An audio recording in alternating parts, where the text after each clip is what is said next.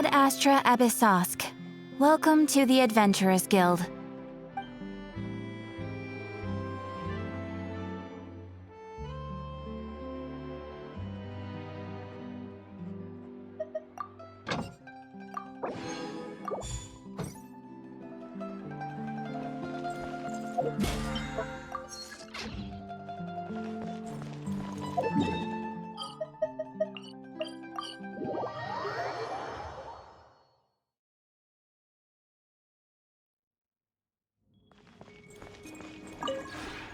This realm is...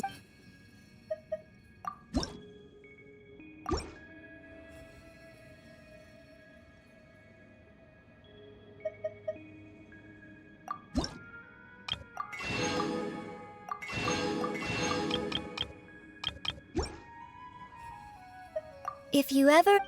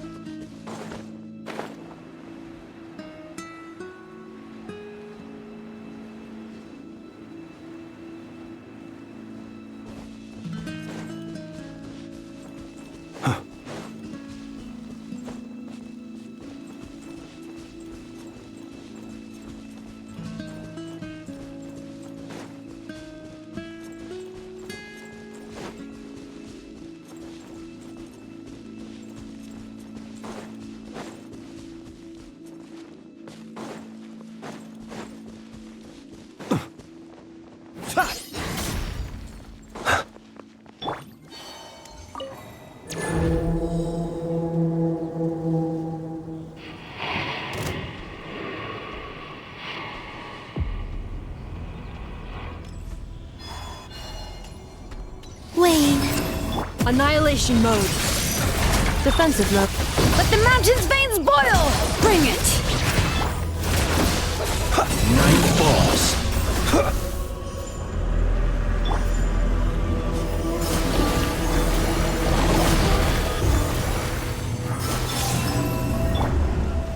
Insulation chamber deployed.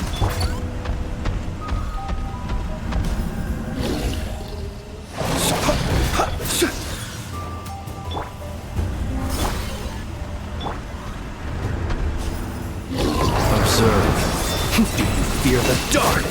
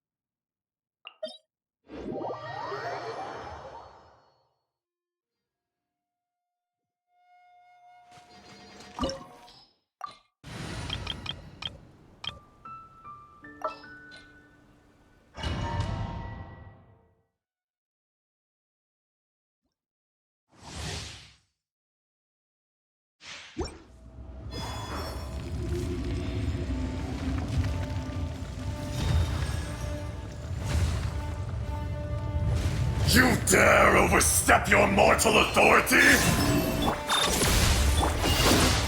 Blasting forest. You poor love. It all adds up. Curse will not absolve you!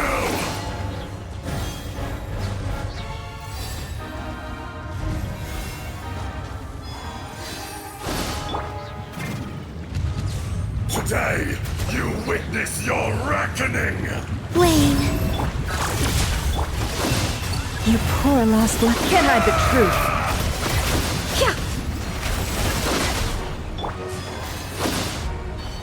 There is no atonement for 1,000-year pain!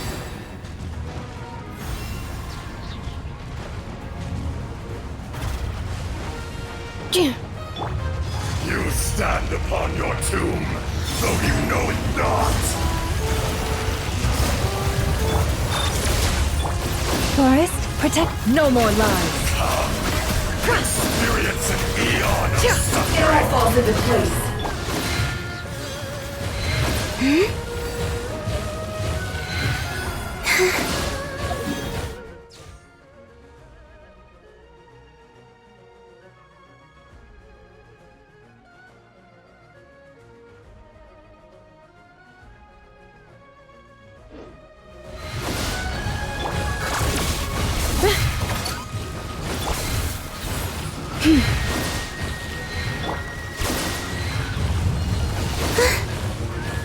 Surge.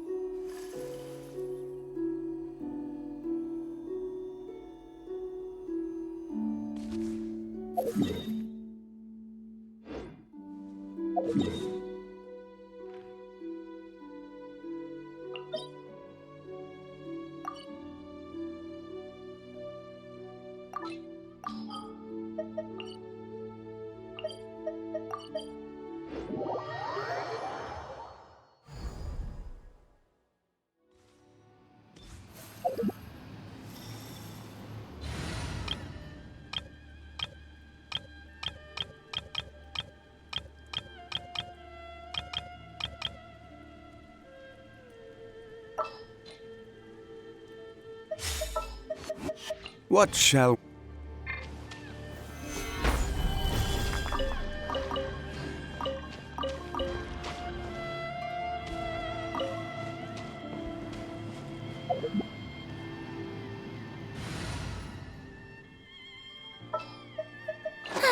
I knew you'd miss.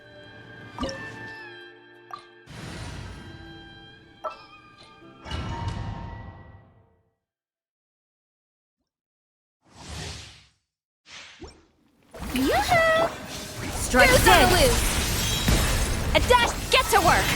See, Laline, it's Papa! Surge! Ha! Ha! Weak. The eye sweeps the land. Strike a pop! Off to the freezer! Shut her. Show no mercy! Only emptiness awaits.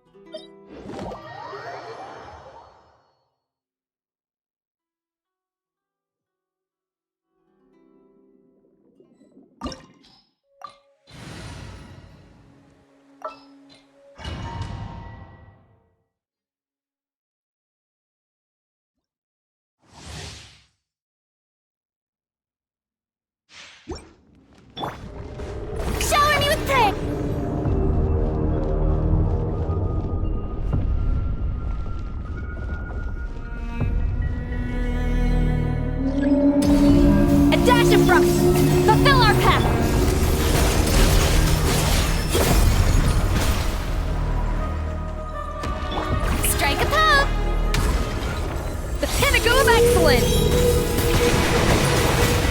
A little... Show no mercy!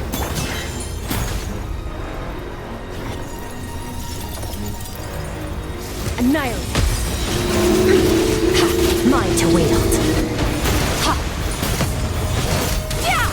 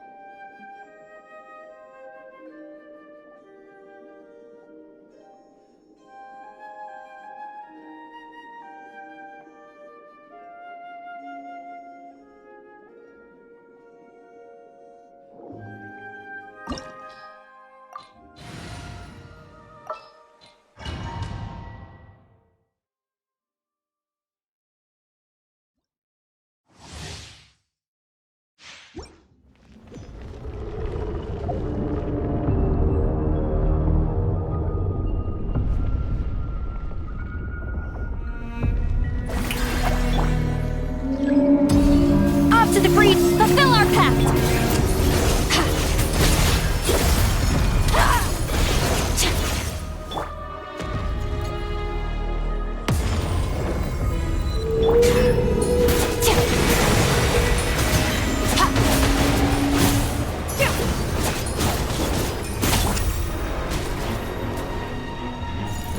Shower me with... You two! Time to end them!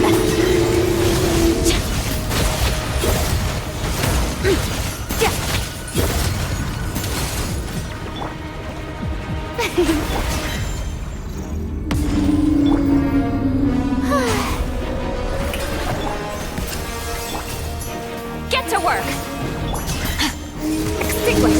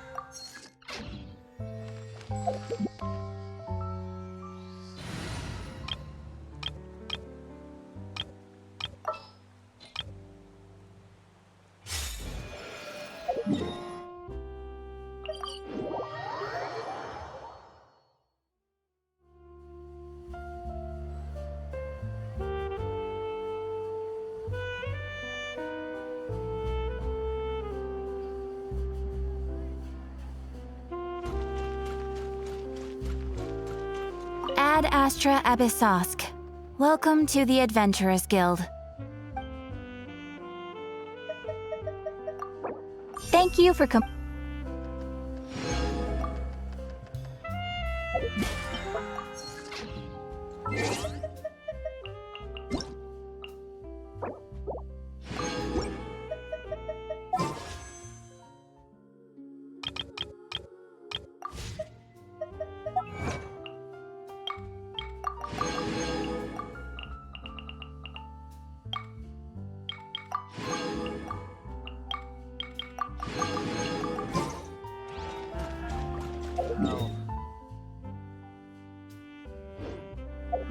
There'll be an extra fee for that.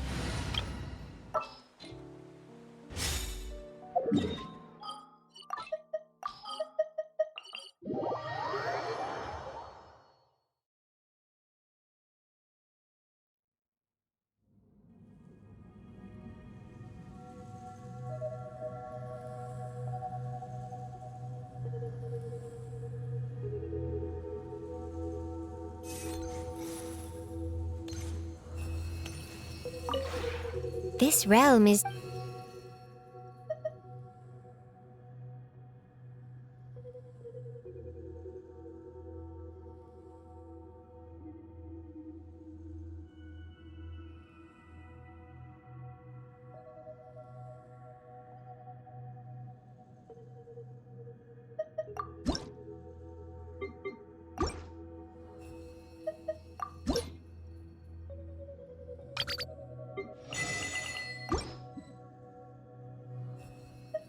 If you ever...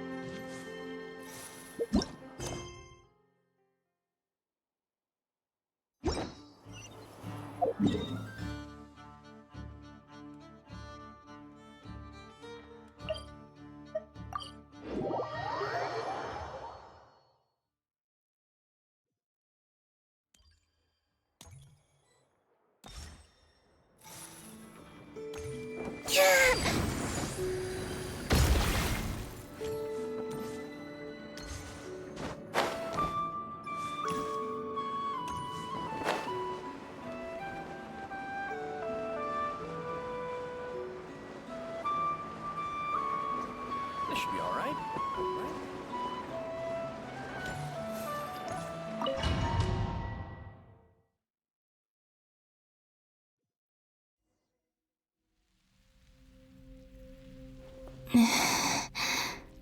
Who are you?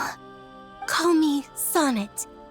You have the same power as Canon. Sonnet.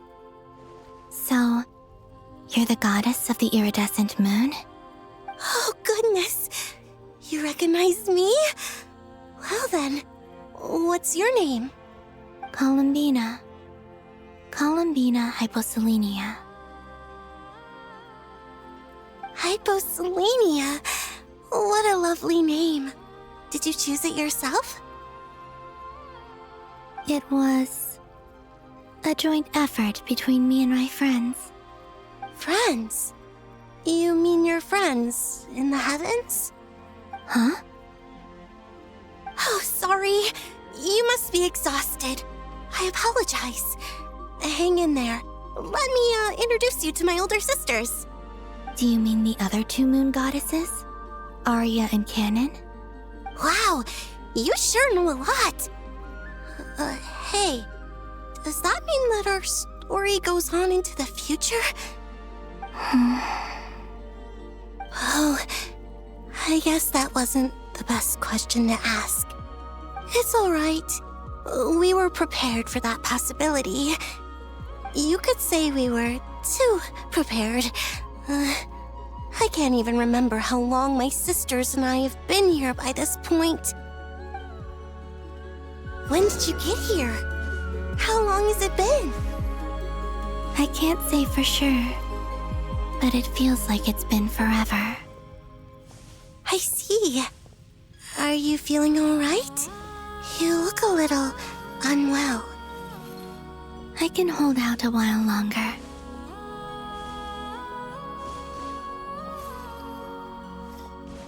We don't have far to go. The place where my sisters and I are based is just up ahead. Don't worry, they're both really nice. I'll introduce you.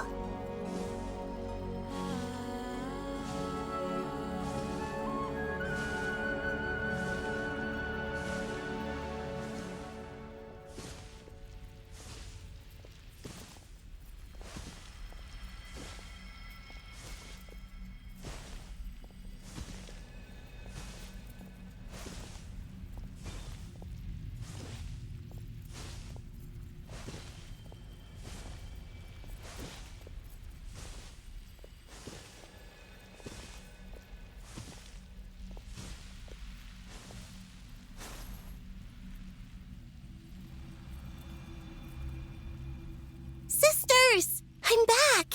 And look who I've brought with me!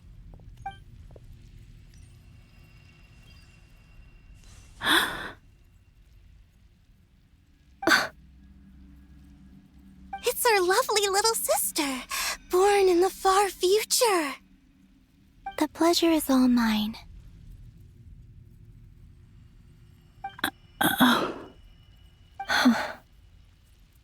Allow me to introduce you to Columbina Hyposelenia.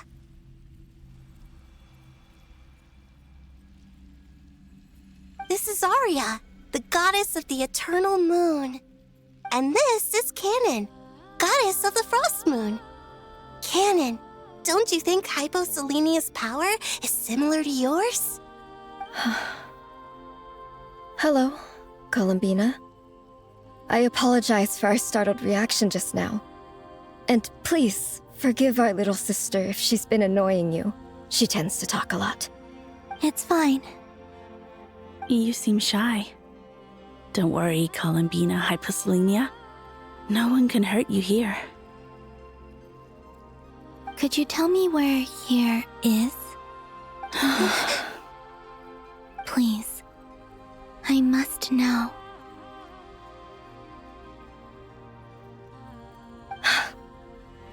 My dear sister, this is where Tevat's original ruler, the Dragon King Nibelung, imprisoned the moon goddesses. What? You're scaring her, Canon. No, I'm fine. Please, continue.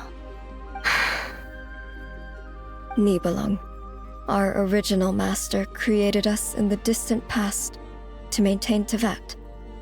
But he left this world and traveled into the dark universe beyond, to explore worlds vaster still. Day and night, we fulfilled our duty in the heavens, until the day that the first Descender arrived. The great ruler of the firmament. The heavenly principles. Is that what later generations call them? I see. But we did not reject them at first, nor did they seem to harbor ill intent towards this world. We coexisted in peace. They were like a guest in our home. Slowly, however, we came to realize that our guest had a growing desire to change and dominate the world. And you didn't stop it? No. There was an order to the rules they set up that Nibelung never taught us. We wanted to know if this order would bode good or ill for Tevat.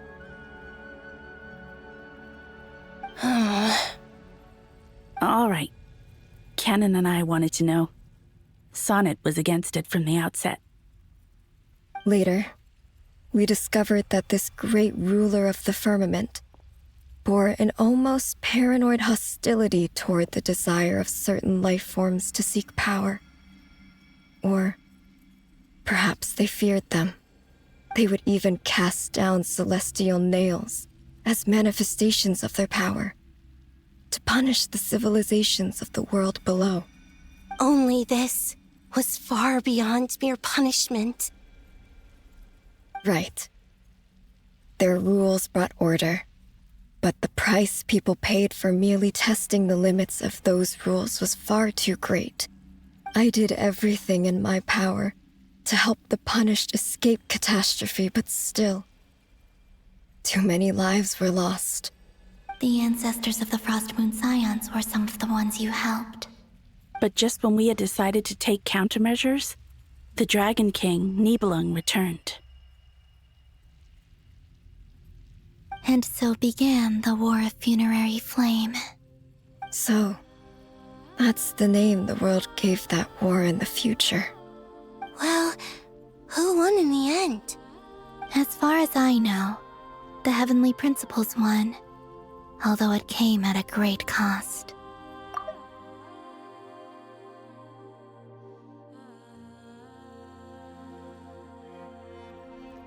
And the world's original master, the Dragon King Nibelung, was destroyed. And what of the moons? Are there still 3 moons in Tevat's skies? you can tell us the truth, Columbina. We know we are but remnants of a bygone age. We are prepared for the answer. Only the frost moon remains. But it has been cast beyond the false firmament by the heavenly principles. The eternal and iridescent moons were both shattered during the war. So death finally came for us in the end. Sonnet. But you're still here, aren't you? A moon goddess cannot live without her moon, Columbina. She's right. That's why I began to disappear. Because the frost moon is cut off by the false sky. How much worse it would have been if it were outright destroyed. Our souls may endure within this lunar palace, but if our moons are destroyed, Then we shall disappear the moment we depart from it. I'm sorry. There's no need to apologize to us, dear sister. If anything, we owe the world an apology. If only we'd decided to act sooner, rather than arguing amongst ourselves. all the more reason not to spend this time in regret and repentance. Instead, we should focus our efforts on how we might help our future sister. Sorry? Don't you see, Columbina, your story is not yet over. Is that not why you are here?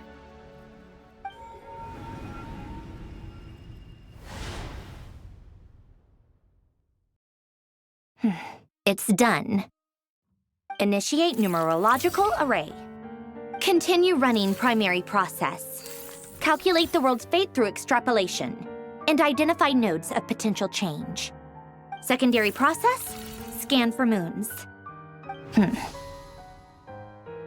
Still 4. The number of moon marrows hasn't changed. Wait, let me think. Is it possible that there's something I've been misunderstanding about the moons all along? Variables. Variables in the world. I know where potential variables within the world come from. So what about the moons? Are there any variables there? Like their life or death, for instance. What if being alive or dead makes no difference to a moon? But that's so strange. Even immortal gods can die. Why would the moons alone be? Wait! I've got it! If alive or dead is considered a variable, we might have had this wrong the whole time. No one ever said that a moon marrow equals a living moon. We just made that assumption ourselves. Initiate secondary process. Scan again. This time filtering out interfering perimeter, moon marrow. I don't care if they're natural or artificial. Get them out of my search results! Why? It says 3 moons still exist in Teyvat, even after excluding the moon marrows. But we know for a fact that 2 of them are dead. Redo the scan. Narrow the results to living moons and real moons. No, scrap that. Narrow it down to moons that have lunar authority and remain alive. Why? Why is it still 3? What is this, Columbina? Has the world lied to us? Or are you the one pulling the wool over our eyes?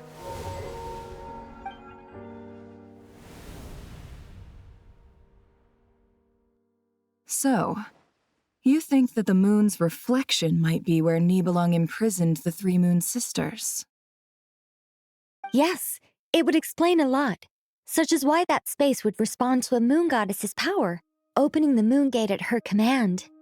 It would also explain why Miss Columbina has been unable to leave, and why time flows in reverse there. In the messages she sent, Columbina promised us she'd find a way to return, but we have no way of knowing how, when, or where this might happen. The fact that she still has yet to reappear in this world indicates that returning from that place is no easy feat. We cannot afford to simply wait for her. So you're saying, if she could return by her own power alone, she would have done so long ago. Yes, She certainly wouldn't leave it to this late stage when it's so touch and go. I've been giving this some thought, and I've come to believe that Luana's Har might be an anchor that she left behind, as a sort of future waypoint. This could also explain why Luana's Har is always by the traveler's side. Sounds like a plausible theory. If that's the case, there must be some criteria we need to fulfill to allow Columbina to return to the present.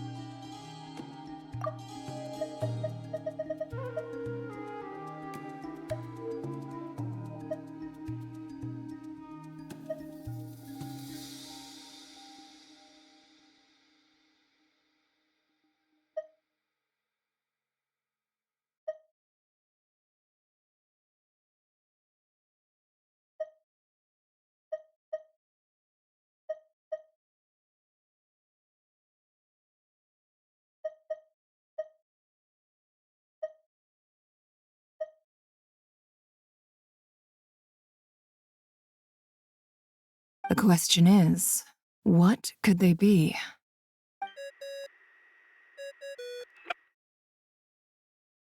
Hello? Listen up! This is extremely important!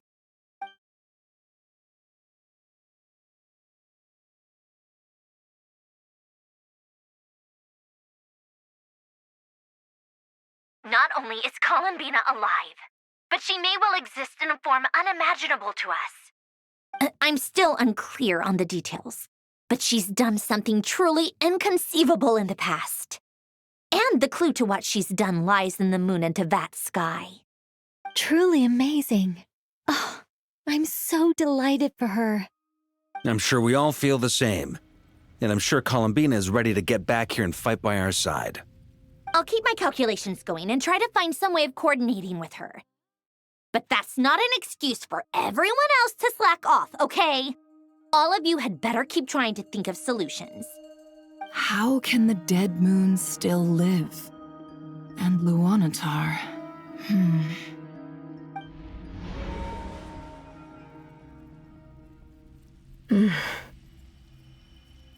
It's hard to believe that's what will happen in the distant future. Our authority is linked to the most fundamental rules of Tevat. I suppose it's no wonder that many would covet that power. I didn't realize that when you said friends, you meant people who live down in Tevat. That's so lovely. I always wanted to go down there and have some fun. Have you ever tried leaving this prison? Of course. Between us, we've tried everything. But no matter where we go, this space will eventually bring us back here. It's like the center of a whirlpool.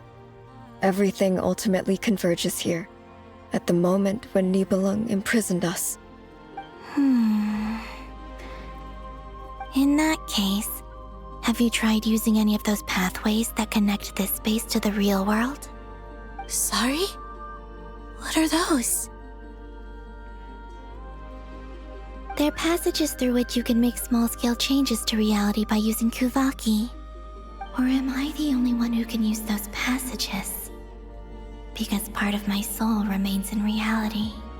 Kuvaki. What is that? You don't know? It's a unique kind of elemental energy found only in Nodcry, the land from which the moons arose. Oh. Well, it's true that the moons first rose up from the part of Tevat you say is called Nodcry. But there is no difference in the elemental energy between there and anywhere else. What? Could you show us some of this Kuvaki hyposelenia? Maybe if we see it, it'll make more sense. Okay. Isn't that just your power?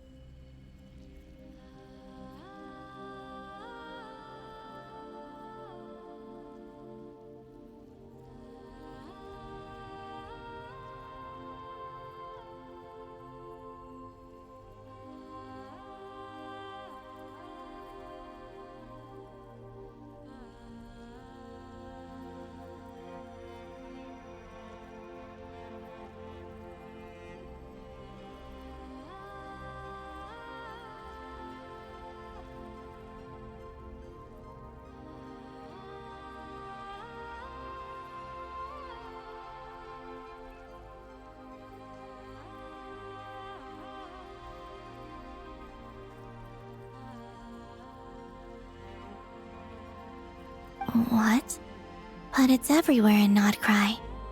In the air, in the land. Even the creatures who live there have adapted to its influence. How curious.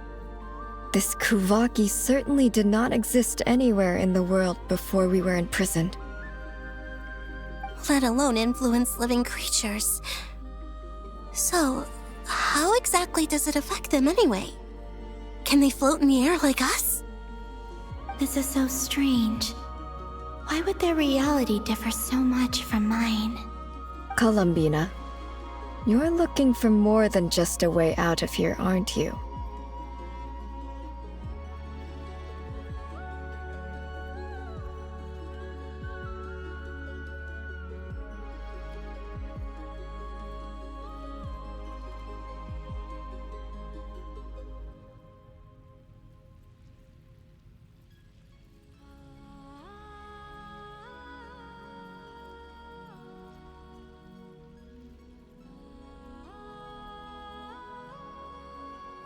Yes.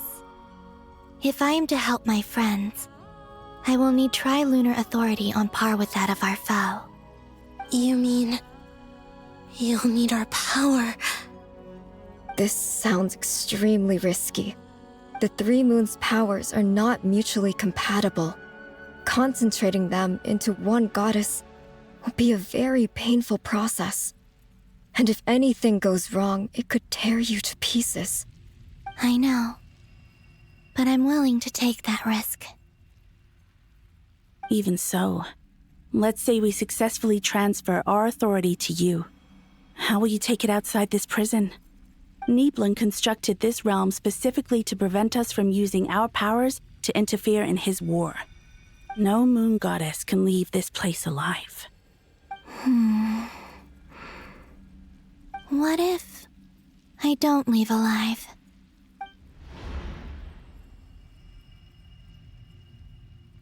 Where do we even start? How are we supposed to figure out what we're meant to do to help Columbina?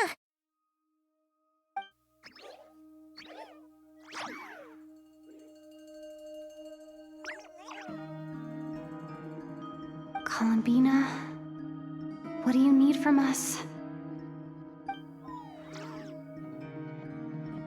If she really got to the beginning of time in there, how do you think she'd leave us a message?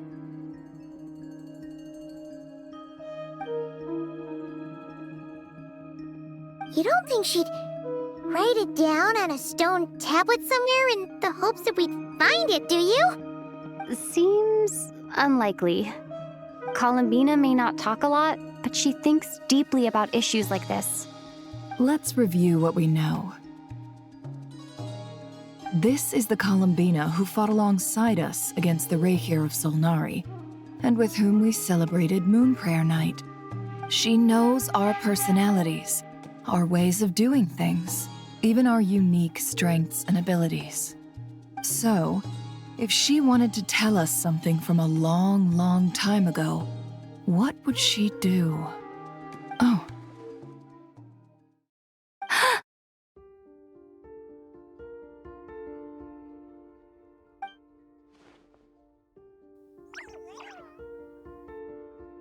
Traveler, you once said that those golden ripples also appeared when Luanatar was born.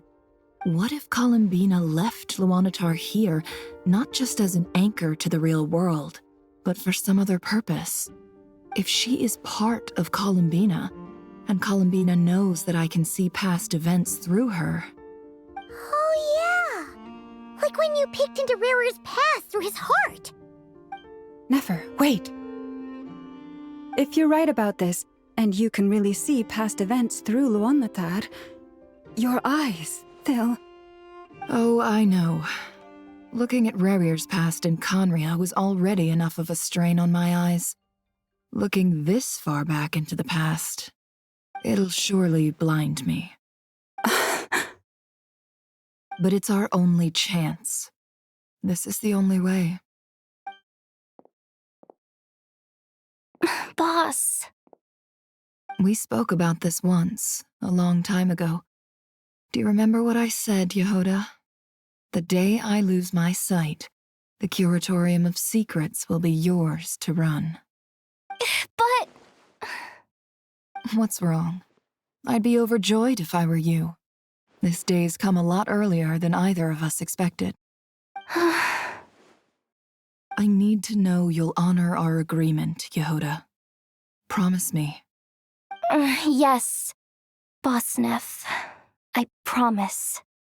Are you sure you don't want some time to think this through? What is there to think through? I should have gone blind after our battle with Rerir. Frankly, it's almost criminal that I got away with it for this long. Then at least let me take some precautions on your behalf. And if you really do lose your sight, I'll visit your office every day and make sure you're well looked after. Oh, please, anything but that. I was actually ready to go through with this. Are you trying to scare me into backing out? As if I could ever scare you. I'll assume you're just joking to calm your nerves. All right, enough chit-chat. Let's do this.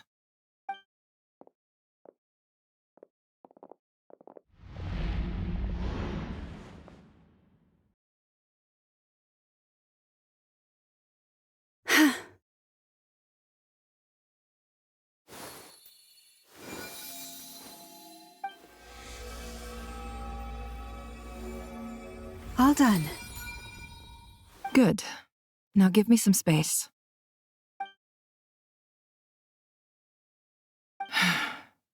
Come on then, little one. Show me what happened in the past.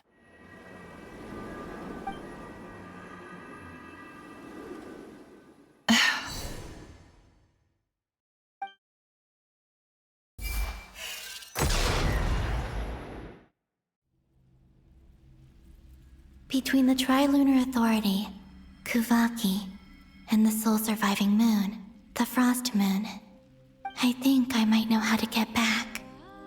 But I will need my sister's help. Time to go talk it over with them.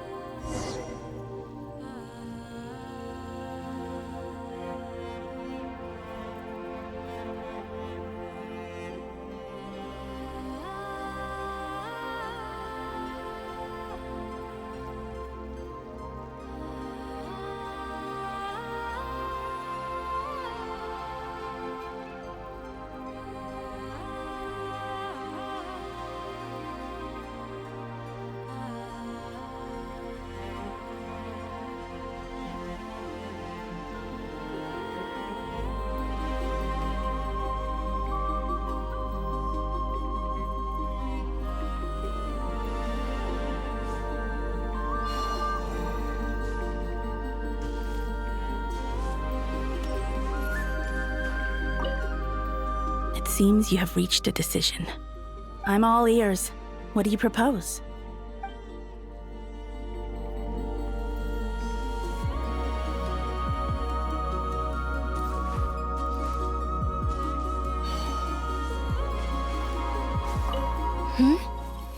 Have you decided what to do? I hope it's not too dangerous. You really scared me when you said that thing about not leaving here alive. Come on, let's go find the other two.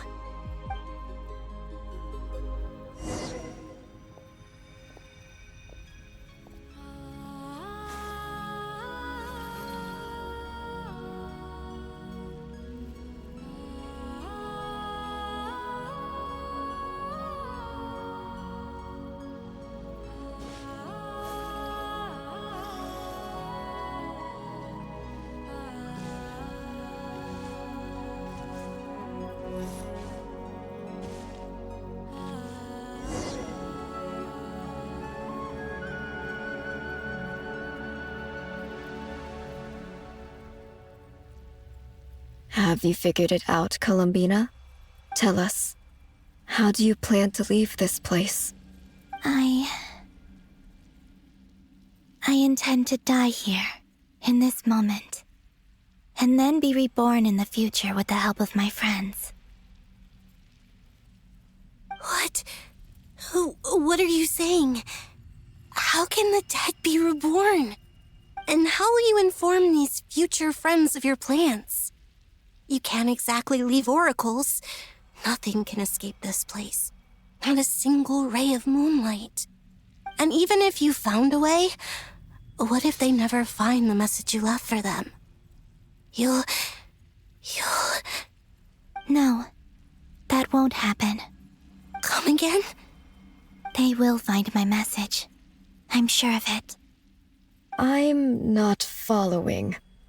How exactly will you achieve this? It's quite simple, really. First, I will leave my soul here.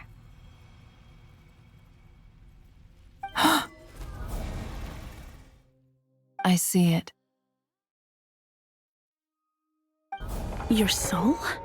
You mean your divinity? Yes. I once left a portion of my soul in the future. One so small that this prison barely noticed anything. In this very moment, she can resonate with my soul across time. When the time comes, I believe that she can serve as an anchor to pull my soul from here back to the future reality.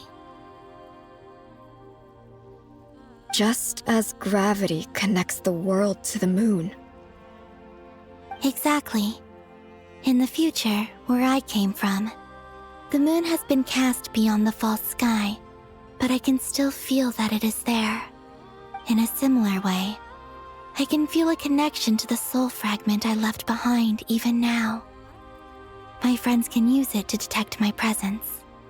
But how do you just leave your soul here?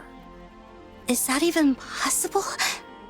On my way here, I met an ordinary mortal who entered this place long before I did. Her body is long gone, but her soul remains. And before that, I encountered an old enemy whose entire soul survives here intact, while the power that once corrupted his body has faded away. So, perhaps this space is specifically designed to imprison divinity and authority, but not the physical body. Still, even if your body can escape, would it not just be a lifeless husk without the soul inside?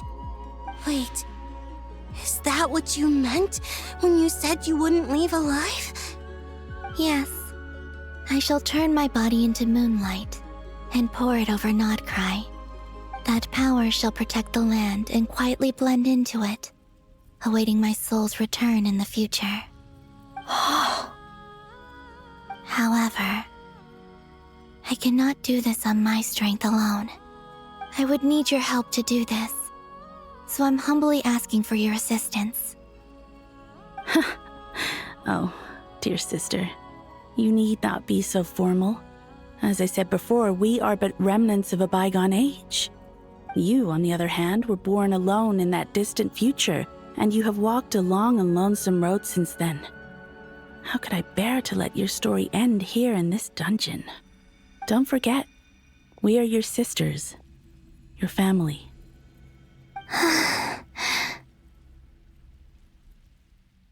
Arya's right. Actually, I've always wanted a little sister. Can you imagine how it's been for me?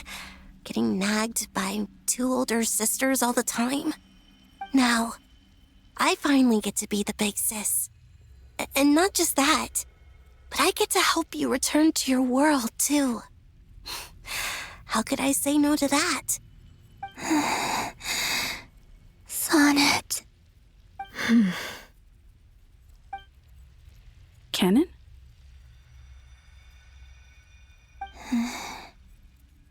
I'm sorry. I know this is a bold request. The Frost Moon is rightfully yours, and it remains intact.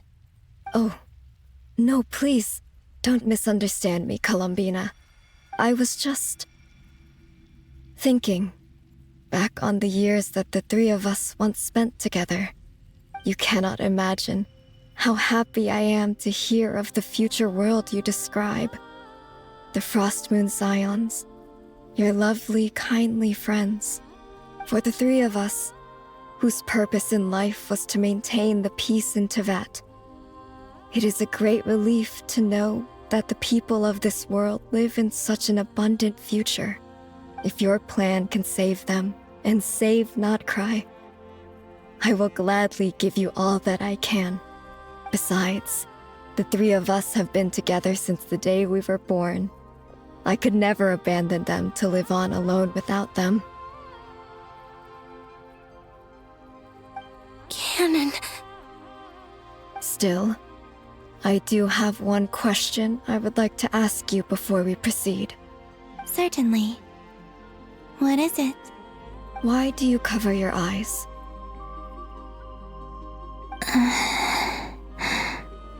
Yeah, I was curious about that too. But it seemed personal, so I didn't want to intrude.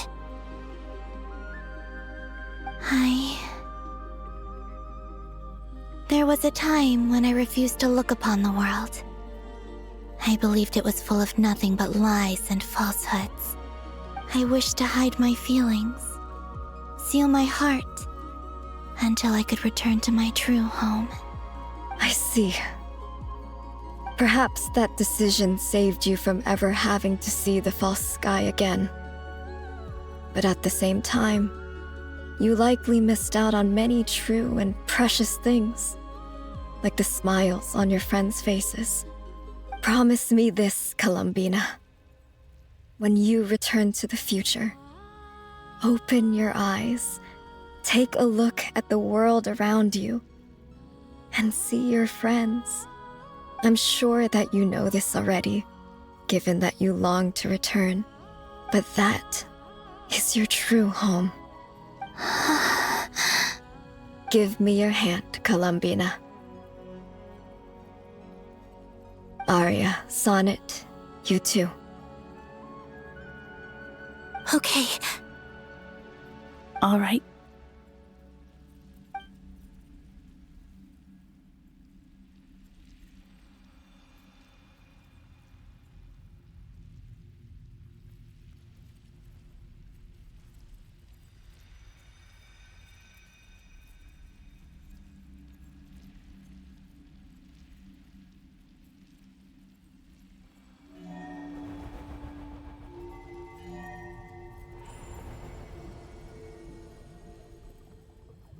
We once were the song sung for eternity, but now it is you who must continue to sing. We once were the tides in the great river of time, but now we subside, and you arise. We were the messengers of madness and inspiration. But now, the lies have faded, and your truth must endure. We are souls awaiting the sun. You must return to be with those who smile when they see your face.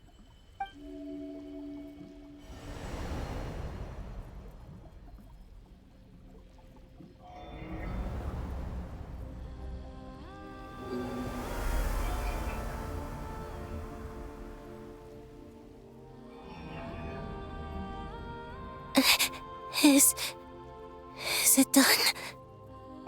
Yes. We have transferred the authority over all 3 moons to Columbina Hyposelenia. From this moment on, she is the Tri-Lune Goddess, the one and only moon goddess of this world.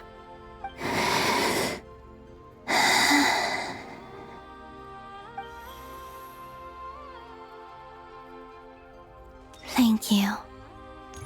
Thank you, my sisters. Now go, and do what you believe is right, Columbina Hyposelenia. Be aware that we cannot grant you the power of the 3 moons beyond these prison walls. The conflict that arose over their remains following our disappearance will still take place. I understand. Sisters! Oh, my body. It feels... Now that we have given up our power and authority, our bodies are merely mortal shells. This prison is dissolving them as we speak. It's okay, Sonnet. The end must come for every god, just as it does for every human. That's all this is. The final destination of our lives. Canon and I will be by your side the whole way. We have one final request, Columbina. Could you use the Three Moons' power to send us back into the real world? Now that we have lost our powers, I doubt this space will seek to hold us further. It's just... we would like to spend our final moments together in the only place we ever called home. Of course. Gladly.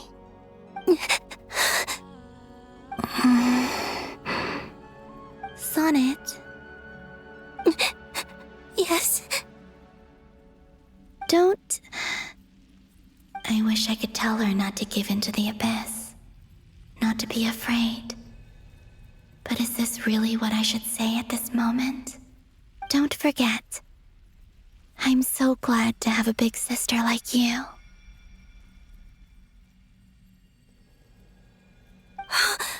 No, Hypo. Thank you. I'm okay. I'm not afraid. As long as my sisters are with me, I won't be afraid.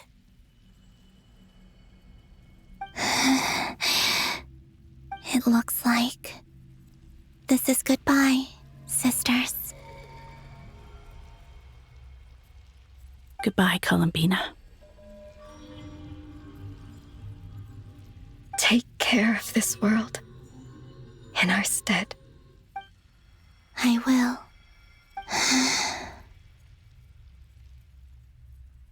And now, it's time for me to bid farewell to my body, too. May it become the moonlight that keeps Nodcry company through the long years ahead.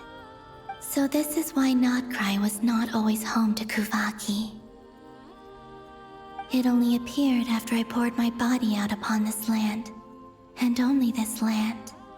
Kuvaki responds to me because it is me, my body, answering the call of my soul. And the golden energy I've encountered on my way here was, in fact, that very soul, which I am about to leave here to guide me. O power Trilune, eternal moonlight.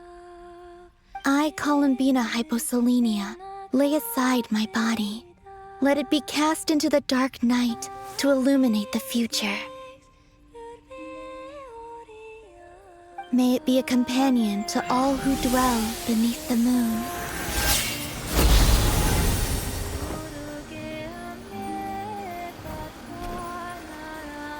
Until the time comes for me to return home.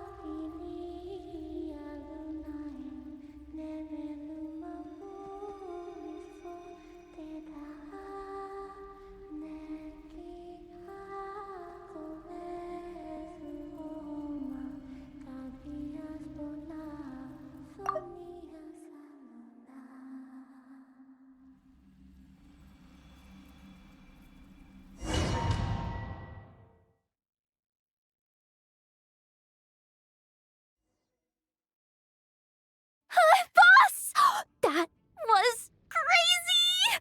Were we even allowed to see that? Is anyone? Oh, can you still see?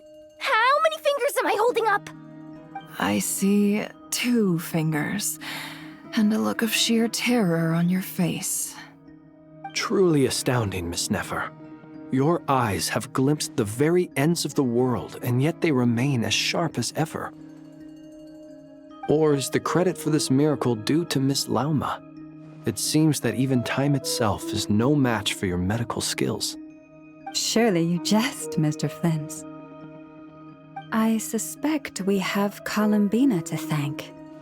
She must have realized the immense toll that the ritual would take and purposely set aside some of her power in the past to protect Nefer's eyes when this moment arrived.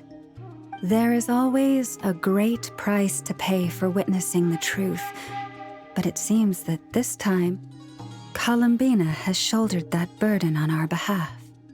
She chose the perfect method of getting a message to us. Though her eyes were always shut, she was clearly so perceptive. She knows us well. She knew exactly how we would think and what we would try. Despite being separated by time and space, we're seeing the same possibilities and seizing the same opportunities. We still don't even know if she's okay right now. But as long as there's a chance we can do something, we'll fight to make it happen. We'll get you back somehow, Columbina.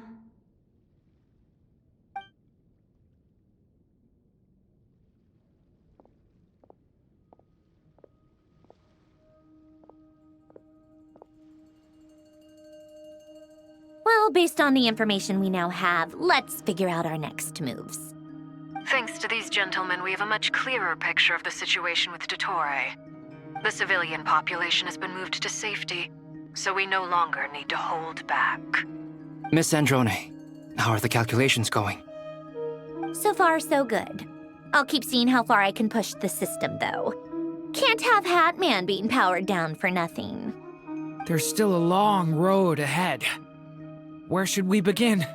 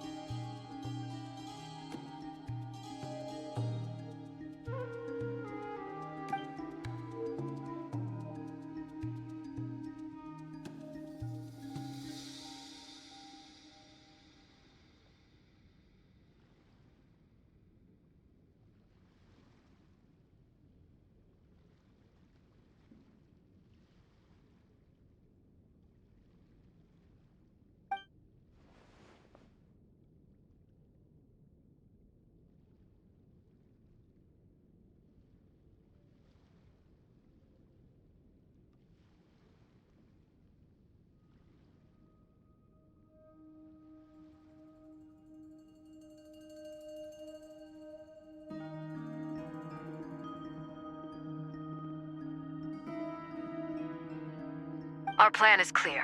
Time is short, so let's get moving. There's just never enough time, is there? Time is the bane of my existence. Ugh. Anyway, I'm gonna get back to work. All right, we'll do our part too. Yeah.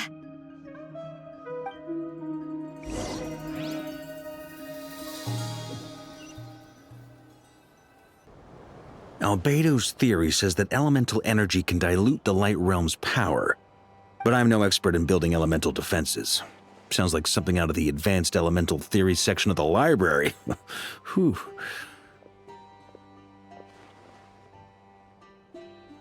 You seem quite troubled. Well, yeah. I mean, who doesn't get a little flustered when they're completely out of their depth? You were the very picture of confidence back when you approached the Hexen Circle.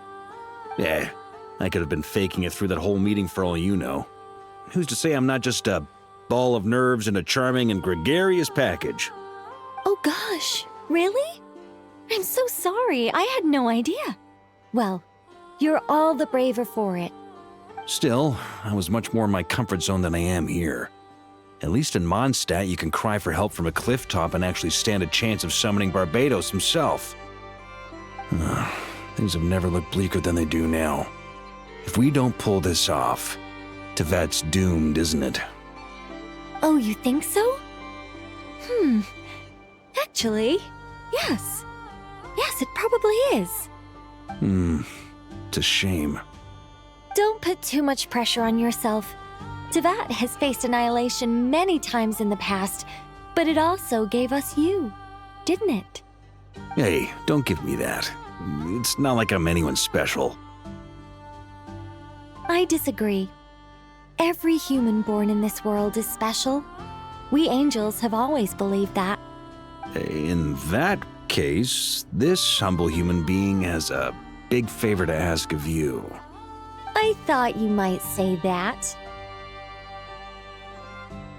I'm sure Alice, in her great wisdom, sent you here precisely to help us in this difficult time, yes? Well, that has less to do with her wisdom and more to do with my power.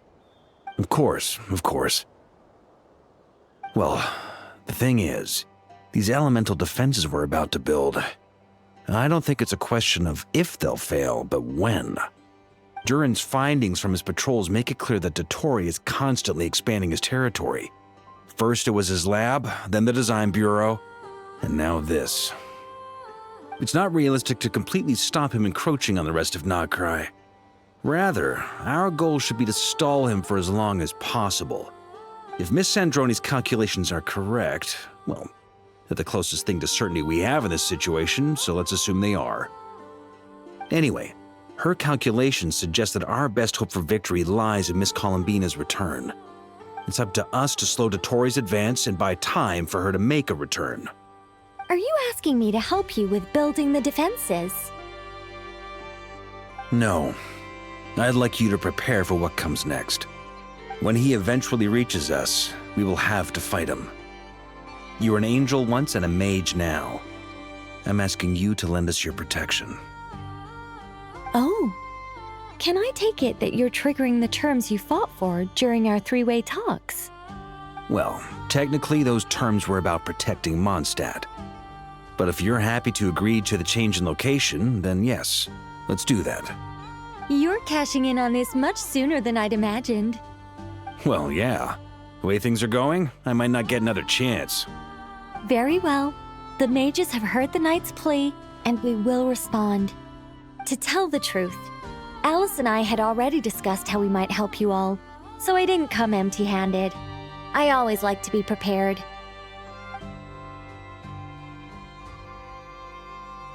This is...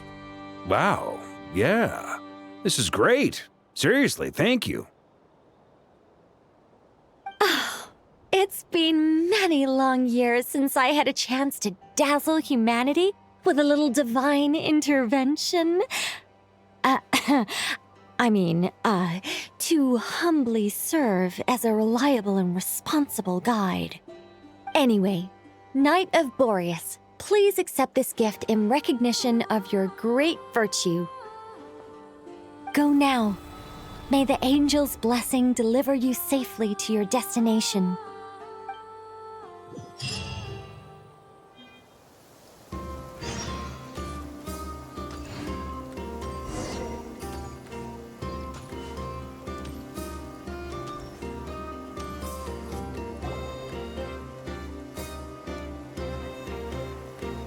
Ah, you're here. Sandroni! How are things going? Glad you asked. You two are about to become the first people to lay eyes upon my masterpiece. Or should that be the first person and the first, specter? Hey! Whatever. Come, feast your eyes on this. Wow! We've never seen something like this before! This meter displays the progress of my formula. Currently, it's still making the most important connections. Once it's finished running, I'll deliver it right to your side. And then, we can finally bring Columbina back. What do you mean, deliver it? Can't you just tell us over the Dodo communication device? It'll just be some numbers, right? Ugh, you're such a greenhorn. This isn't the kind of formula you solve in math class. It's a highly complex algorithm capable of constructing a framework of rules. Ugh, whatever. We'll be here all day if I start trying to explain it. All you need to know is the formula must be completed before we can bring Columbina back. I'll share the data with you. Nicole's agreed to let me use her information channel, so we just need to use the Dodo communication device like so. And... there. Now you can check in on my progress. Wow! Look at that! You're amazing, Zandrone. About time you recognized my genius. Took you long enough. Anyway, that's all for me. You should check on the others if you have time. Make sure we don't have any weak links in the chain. That might sound harsh to you, but close supervision is a common practice in a Fatui. Not looking to catch anyone out. I just care about everything going smoothly. That's all. I'm kinda stuck here while the formula's running, so I need you to be my second pair of eyes in the meantime.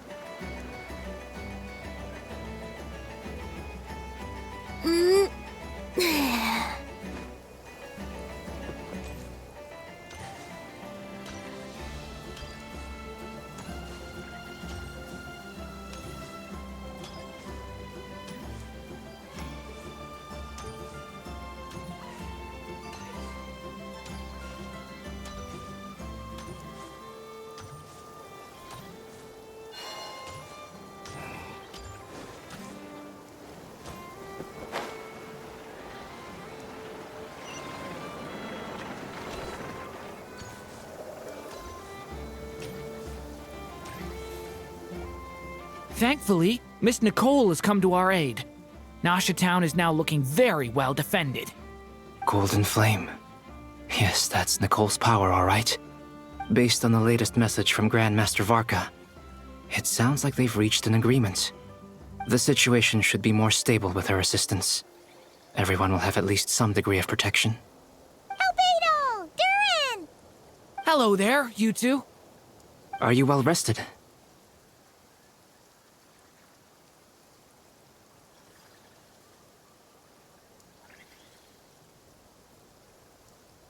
That's good to hear. As per the plan, Albedo and I will be in charge of Nasha Town. As Dottoro's energy field expands, it's creeping ever closer in that direction. But we will do our best to hold our position. We fought side by side many times before, and always with great success. I believe this time will be no different. So don't worry about us. Focus on fighting Dottore.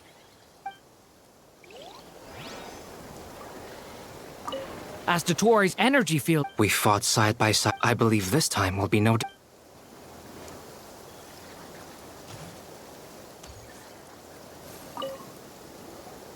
Traveler, Paimon, a pleasure to see you both. Flans! How's everything coming along? Fairly well, if I do say so myself. Personally, I am ready to confront Dottore head-on. Ooh, you sound much more serious than usual. To be honest, I am not usually fond of exercising my full strength. For one thing, it's hardly conducive to maintaining a low profile. Besides, I believe one should have the right to choose when to show their hand. I am conserving my strength until the moment of battle is upon us. Anything to boost our chances of victory.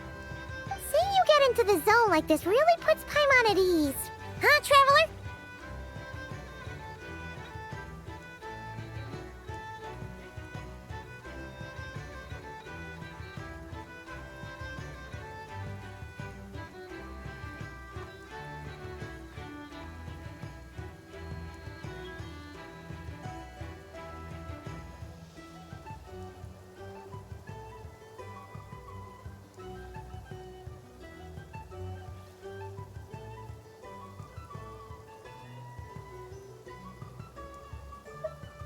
I consider it an honor to have your trust.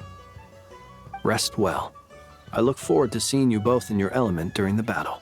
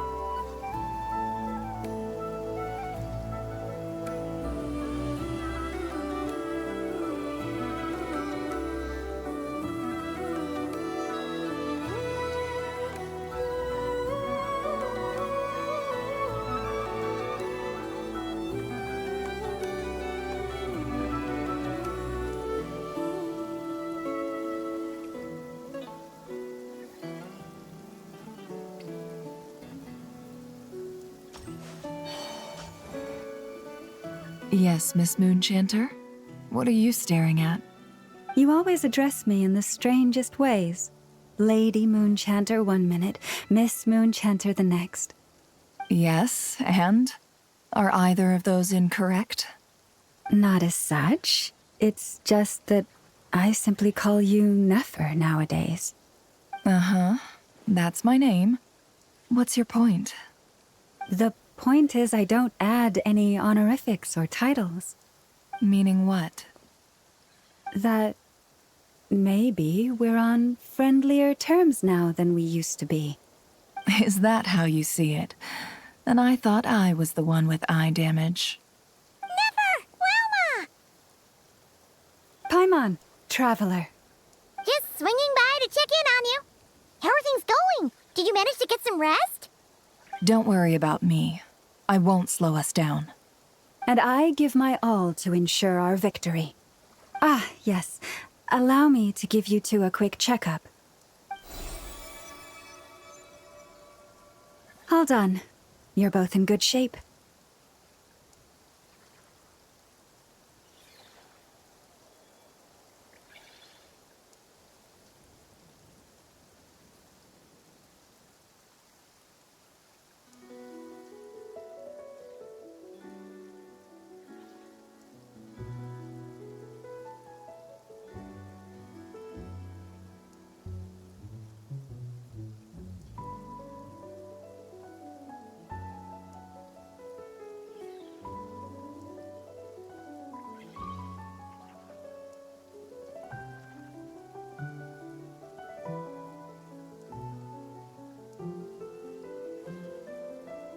You're welcome.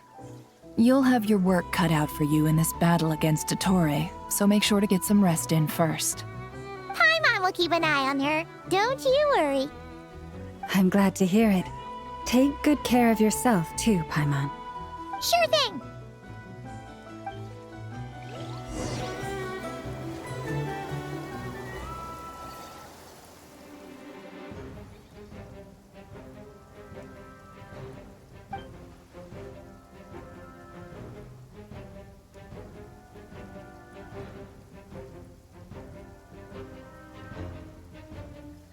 Here they come. That's quite a horde. As we expected. Get ready, everyone. Take your positions and prepare to engage. Let's begin. I'm at the ready.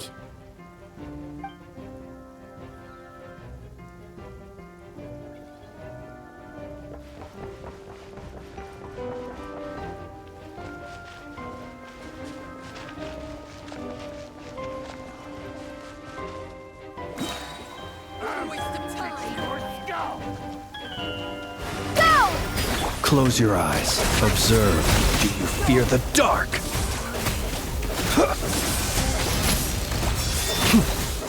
To dust. Too long. Bombs away! Got a friendly with your Be name. silent. Observe. To dust.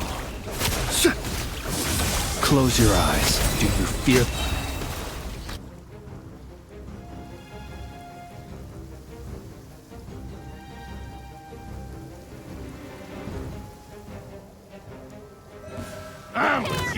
Your skull! With one heart, we pray. These creatures cannot stand against us. Oh, fighting talk. Just don't let your guard down.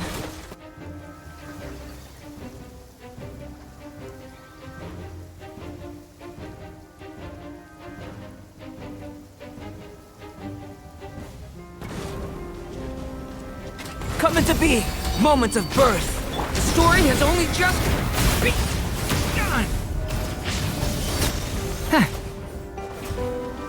Live! That was easier than I thought. Naturally. What do you mean? Is it because as created beings go, we're of a higher level?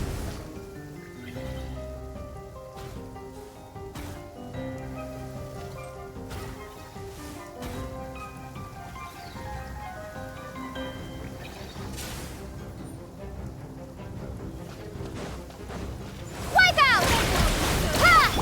By the frost moon of old, you poor lost Observe, be silent. People have always used fire to drive away wild beasts. Wouldn't a lantern work just as well? You read my mind, my dear friend. I was just about to say that. All right then, dear friend.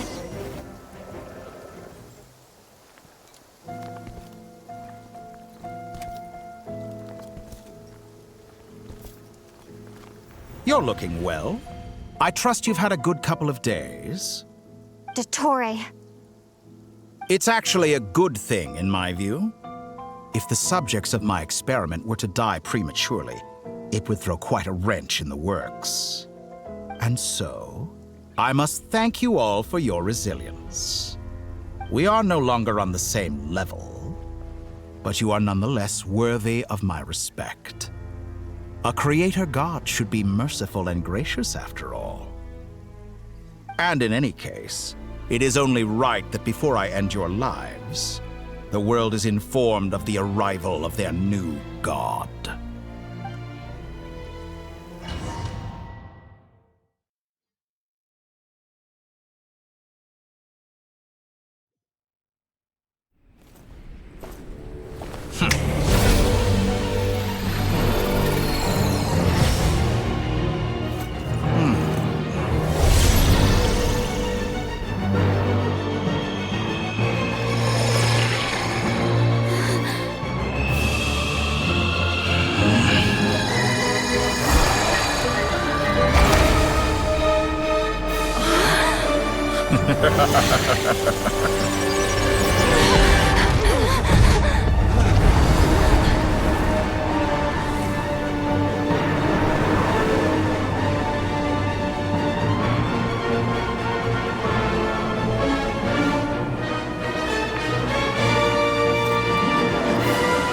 The experiment begins.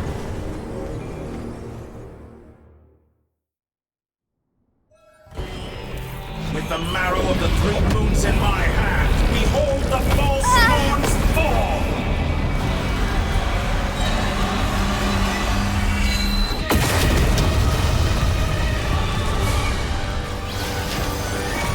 Bombs away! Water jet! The deception ends here. For the everlasting forest, lead. Be silent. To dust. Close your eyes. No more lies. It all falls into place. Can't hide the truth. Wipe out! By the frost moon of old, you poor lost. Observe. Be silent. Do you fear the dark? To dust. Excellent! You barely managed to touch my level. Observe. Oh. I've been moved inside another space.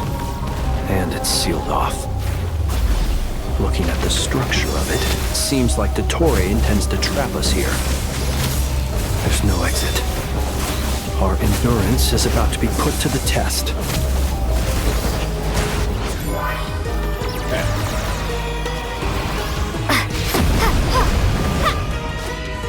Did you honestly think that would hit me?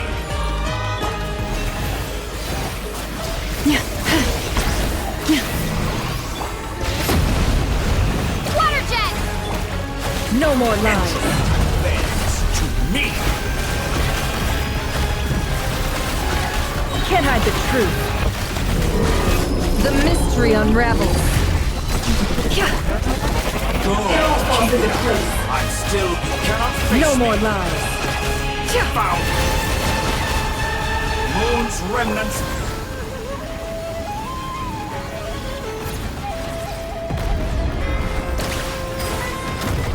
With the marrow of the 3 moons in my hand, behold the false moons fall!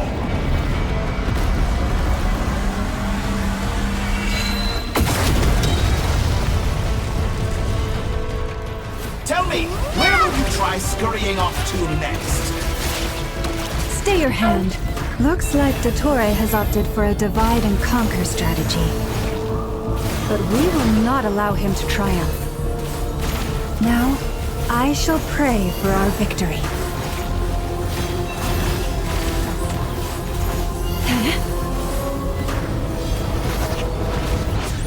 Entropy bends to me. It all adds up. Good. Keep it up. I'm still collecting data. Pathetic. Excellent. You've been... Be shackled. Seek within. Time to come clean. I better wrap this up. Bombs away! The deception ends here. Outdone. No more lies. It all falls into place. Good. Keep it up. I'm still collecting.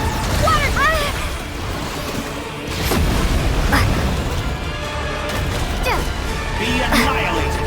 That which cannot stand against me. What's this supposed to be? A knockoff version of the space Columbina got trapped in? There really is no way out. We'll see about that, Dottore.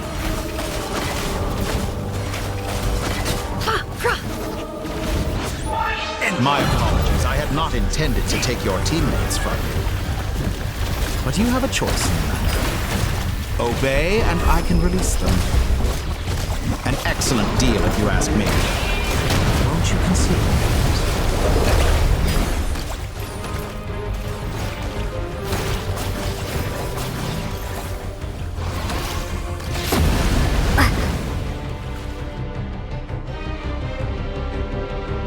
I'm aware you've been working on some little tricks to surprise me with, but it appears that none of them have come to fruition. My guess would be that you're trying to bring Columbina back. But then, where is Sandrone? Or are you trying to buy time for her? I always found their friendship to be a curious phenomenon. Two highly incongruent personalities, and yet they share a deep connection. Speaking of Columbina, I once saw her as like a younger sister. We got along quite amicably while she was with the Fatui. But then one day she suddenly decided she would refuse to take part in any further experiments. To this day, I truly don't understand what I could have done to upset her so much. It's such a pity. I could have had a sister, a family. But alas, she grew to dislike me. You're not fit to be family to her. That I can't deny. So many people, all obsessed with playing out the same tired old dramas. This world is rotten to the core.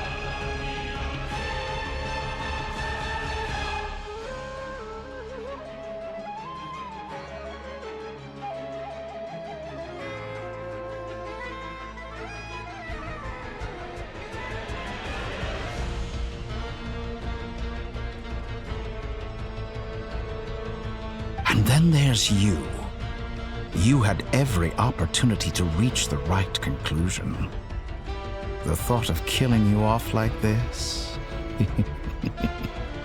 But I maintain that I approached you in good faith, so I will offer you another chance.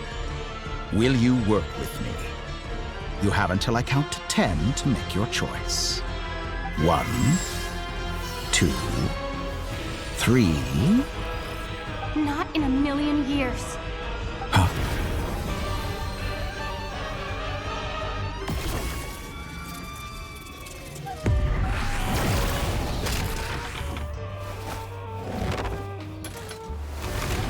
Sandrone, what a pleasant surprise.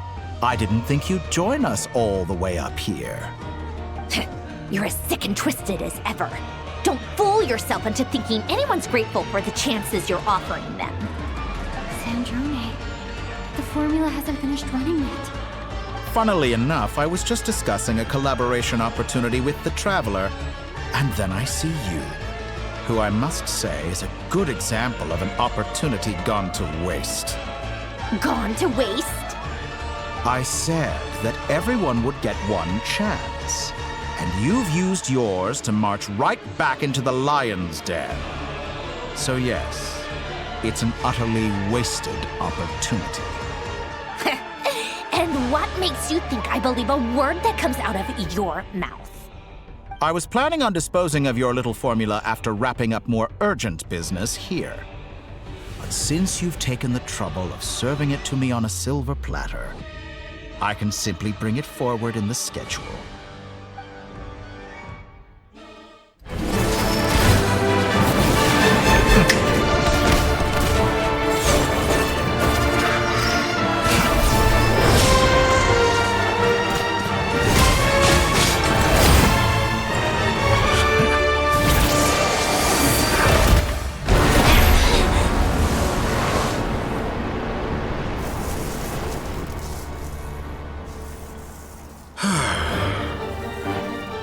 Is this your life's work?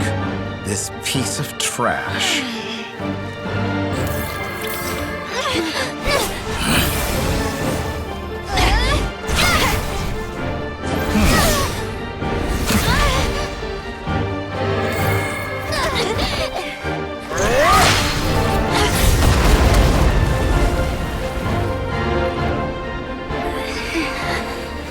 Your formula runs too slowly, Sandrone. You put your hope for success on others instead of fighting dirty. That is why you have failed.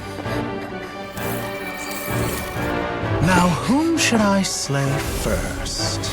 Any volunteers? No one? How nice of you to leave the decision to me.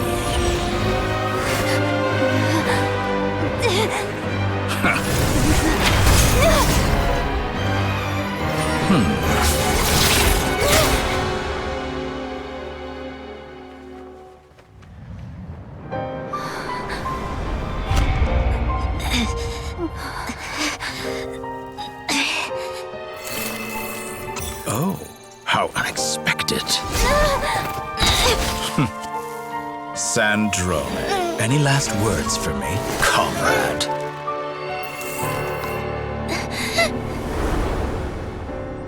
Is there anything you wish for?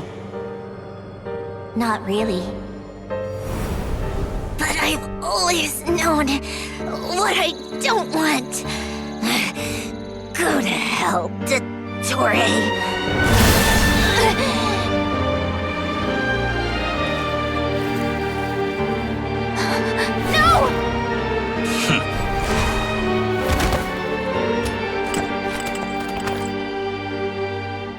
And now, you have failed.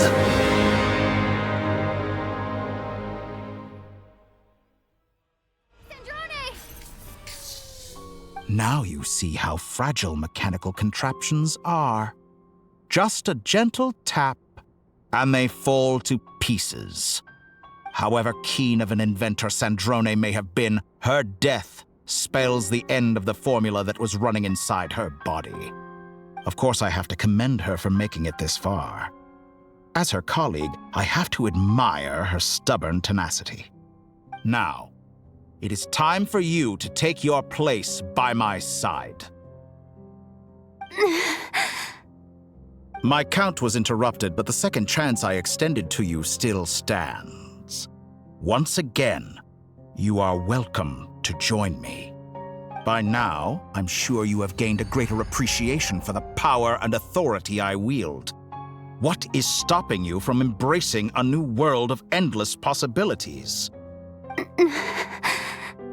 Not in the mood to talk? As you wish. You seem less talkative than usual today. I'll change the topic to something more apropos. Sandrone was always like this, never trusting anyone. Always so reluctant to share her research with them. Objectively speaking, she had her strengths. It is remarkable how she extracted and even optimized the world formula from so much data. But her inability to trust was her undoing. Had she allowed someone else to monitor or run the formula for her, you might still have a chance at victory even now. But regrettably, she was a stubborn fool. As much as it pains me, she had to go. Dottore. Maybe this is news to you, but people can change. Columbina surprised you when she escaped, and I think Sandrone would surprise you too. Change? You can twist the truth however you want, but I see it clear as day. You're the one who can't trust other people. Is that how you see me?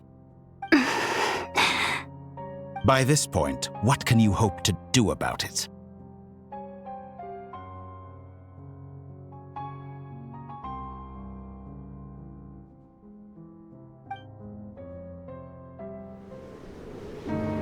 It is pointless to fight on. You've already lost. Wrong. You can't win this, Dottore.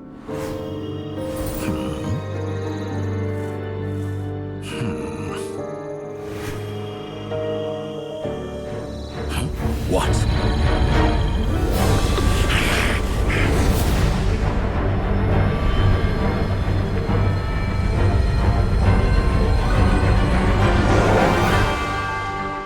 My formula can get us 90% of the way. It will connect you to Columbina.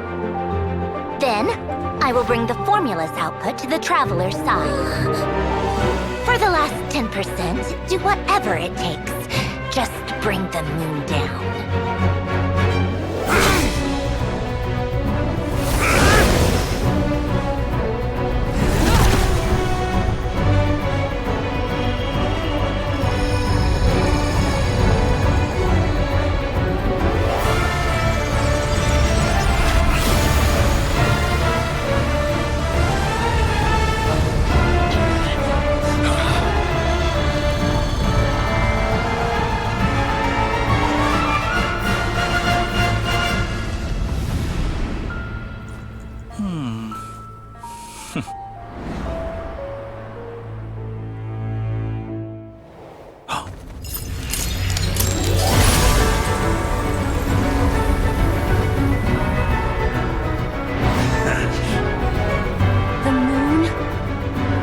Never be yours.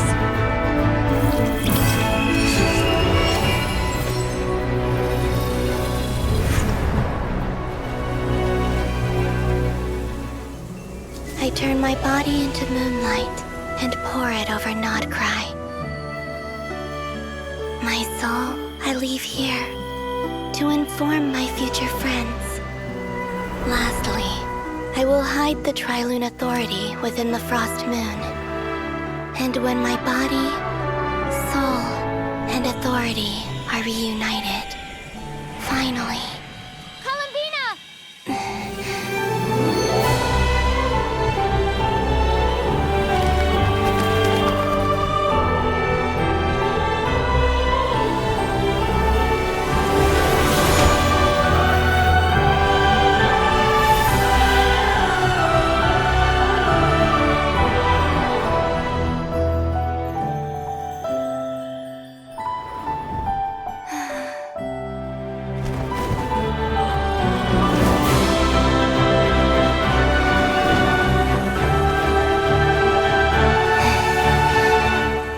It's been too long.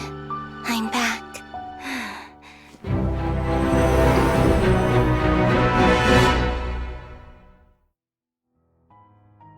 Stay focused on the battle, Traveler. What a touching reunion. Though I personally find myself repulsed by the sight of weaklings huddled together for war.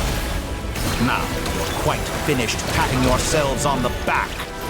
Show me how long you can struggle before you drown. Watch out, Columbina! He can manipulate space itself! I know. Wait for the right moment. We'll strike together.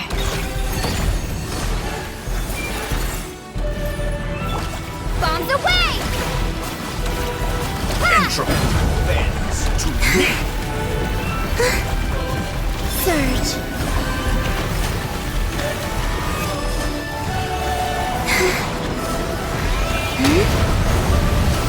Did you honestly think that would hit me? Water jet! Water jet! Moon's remnants.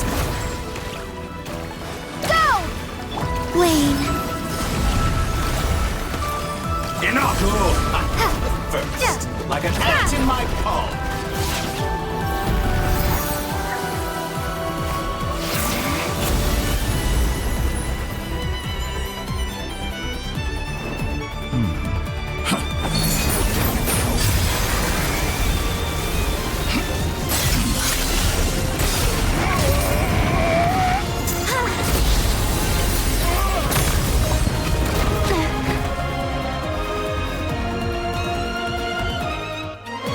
You the new moon's blessing. The new moon shines upon you. I am growing weary of your stubborn... It's over, Dottore!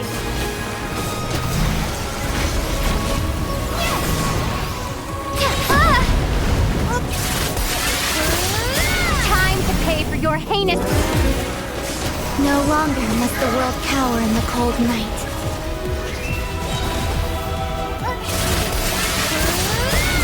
Future is not your...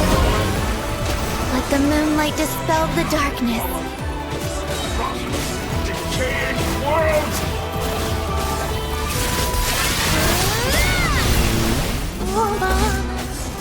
Everlasting as the moon.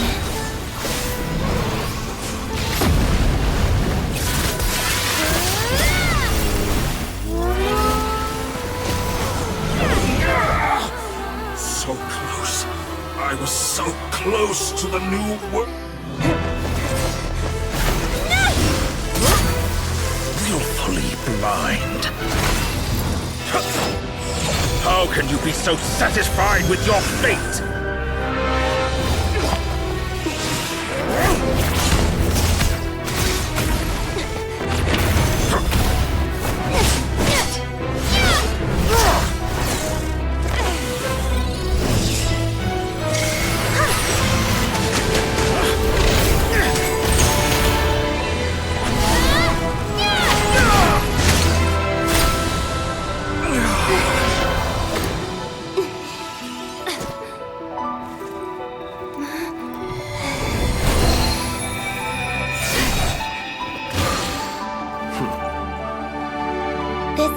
Was never about fate.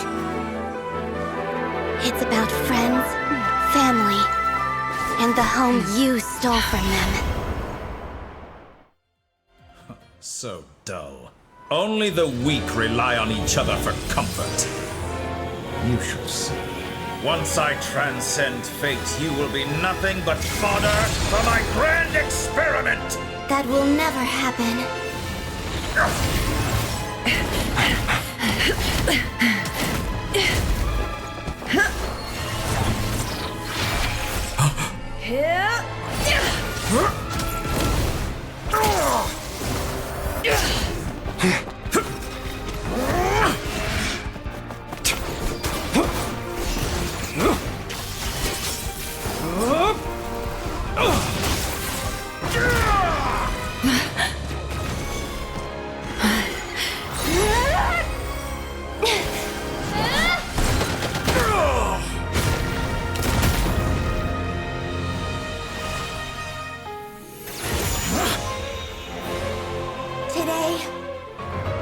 Lights up this world once more!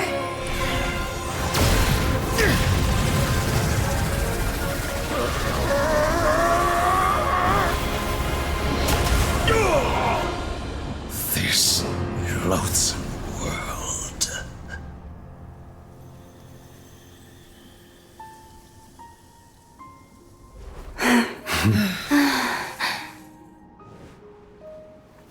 No. This world is our home.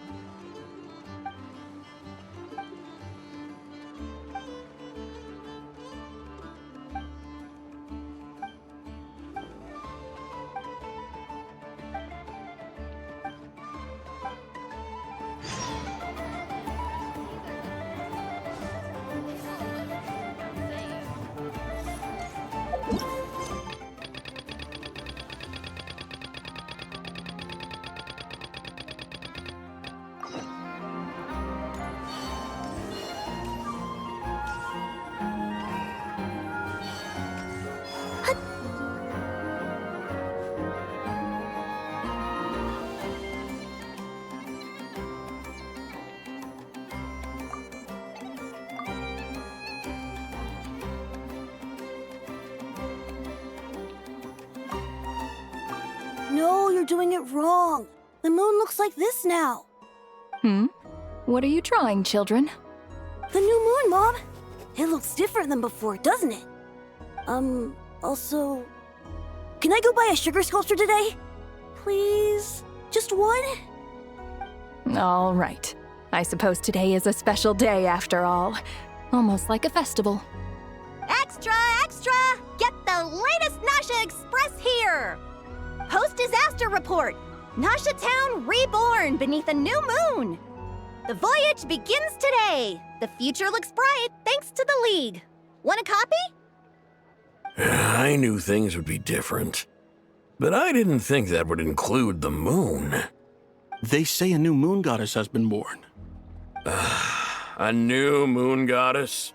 Who's saying that? The Frost Moon Scions? I guess so. I'm not too clued up on the details. As far as I'm concerned, the moon's still in the sky and it's business as usual. Hey, since we've come all this way, shall we grab ourselves a free meal while we're here? Are you a convert now? Or are you just here for the free lunch? Oh, come on, what does it matter? After everything we've all just been through? That smells good. All right, that's it. I'm hungry. Time to eat.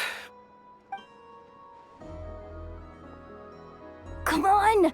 We gotta get there early, or there won't be any good spots left! Shh, keep it down. This is a residential area. What if people are still sleeping?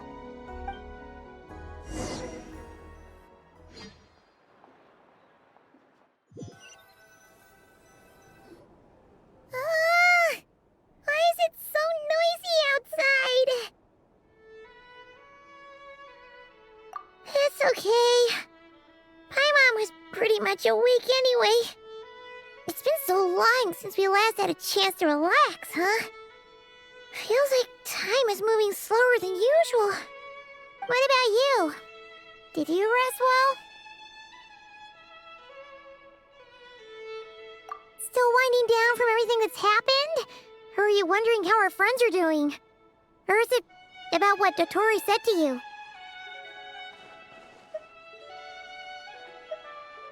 Okay, if you say so. But don't push yourself, alright? Let Paimon know if you need to talk. What we just went through was a lot. It's totally normal if you need some time to get back in your groove. Luanatar disappeared after Columbina came back. Apparently, she was part of Columbina's soul or something. Still, Paimon kind of misses Luanatar somehow.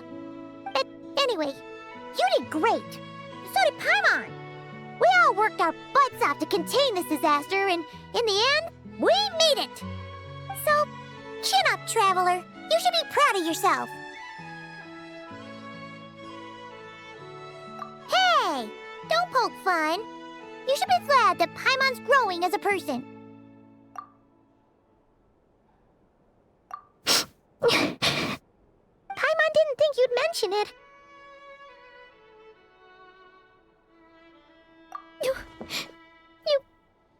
You have no idea how anxious Paimon was. She was worried sick about you.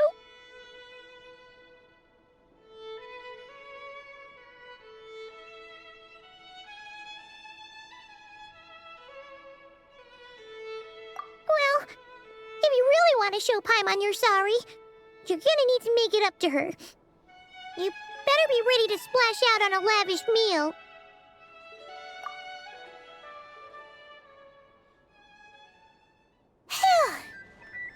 Okay. Paimon's full now. Huh?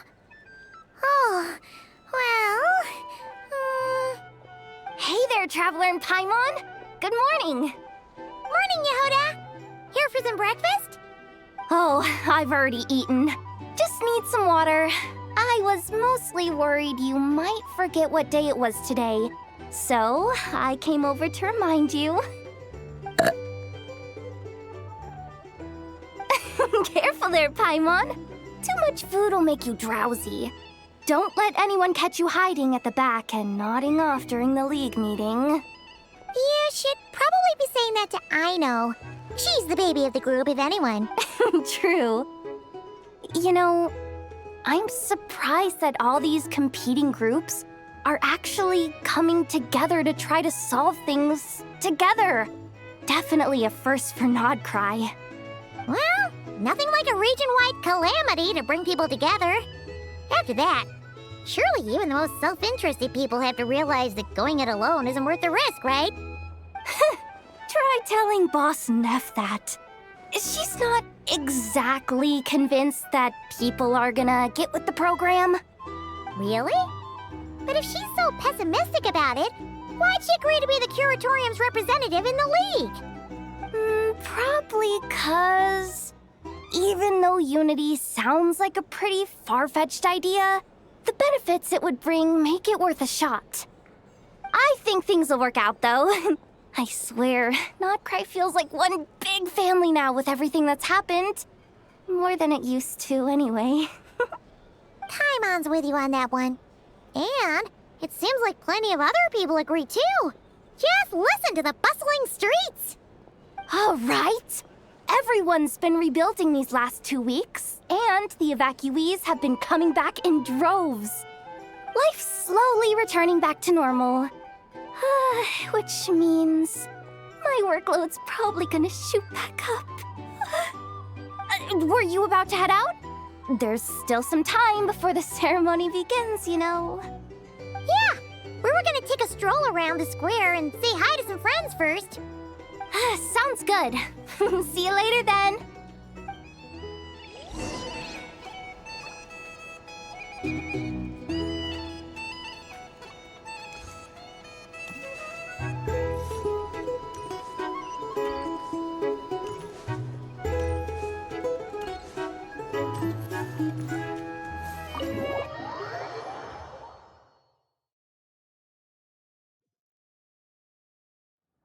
Please accept today's boon. Have a nice day. Are Paimon's eyes deceiving her? Or is that Inefa handing out food for the Frost Moon Scions? Hello there. Would you like a feast of the moon along with some snacks of the day? So, what's new, Inefa? It was only a few days ago when we last saw you, but it looks like you've joined the Frost Moon Scions in that time. And I know too? What are you talking about, Paimon? We're just here to help, duh. In the wake of the disaster, it's all hands on deck. We responded to Lama's request for support. At times like these, the smallest good deed can inspire others and help them through the hard days ahead. And we're using eggs and heating tubes to make that a reality, in true Kromkake Crab Shop style! Inefa! Did you hear that? The Traveler said I did good. The Traveler! That's because it's true, I know. Proposal. If you can resist eating today's dessert, I will provide you with compliments, too. No way! Well, that proposal got shot down quickly. I need something to get me through the hard times too, you know. Mom! Yes, dear. Go right ahead. Excuse me. Could I take a photo with the robot lady? She helped us get safely out of Notcry, and she helped us get back home too. She's the best. Of course she is. And since I'm the whiz kid who built her, that makes me even better than best, right? But you stole my snacks though. Oops. Shall we move to the open space near the center? The view there is better.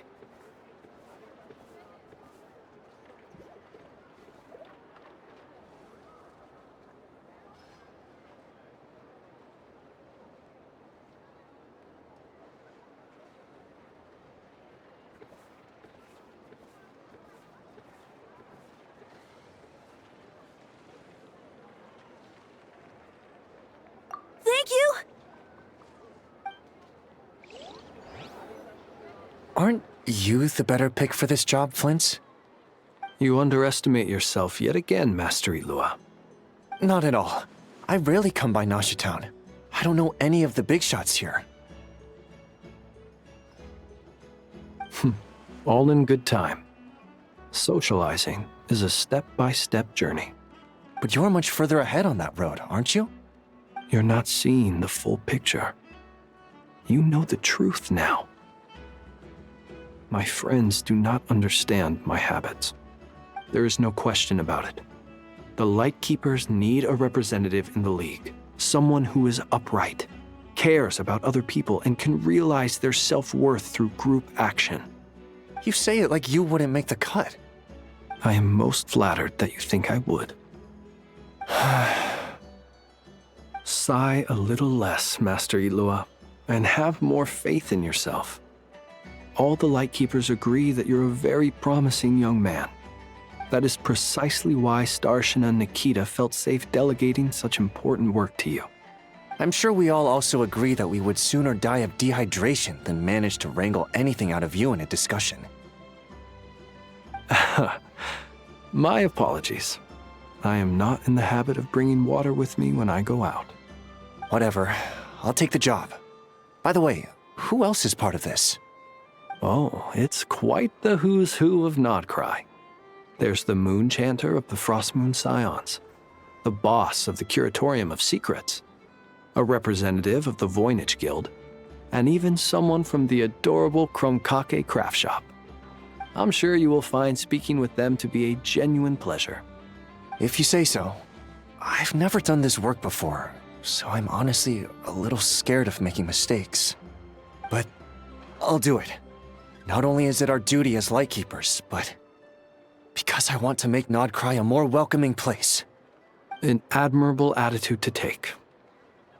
The beacons are lit, Itlua. We're but one step away from breaking through the blizzard. We have the chance to band together and build our shared homeland into an Elysium. This is unprecedented for Nodcry. An opportunity not to be missed. Yeah. You're right. I'll do my best. Quite a few familiar faces have arrived. Let's go, shall we?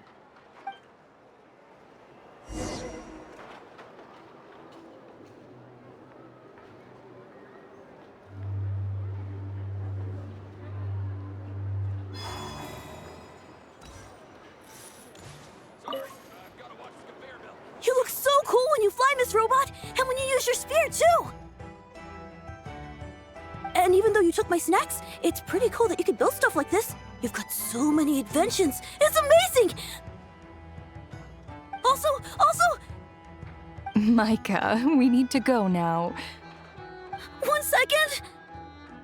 Please take this Feast of the Moon, as well as some snacks. Share them with your mother and your lovely family.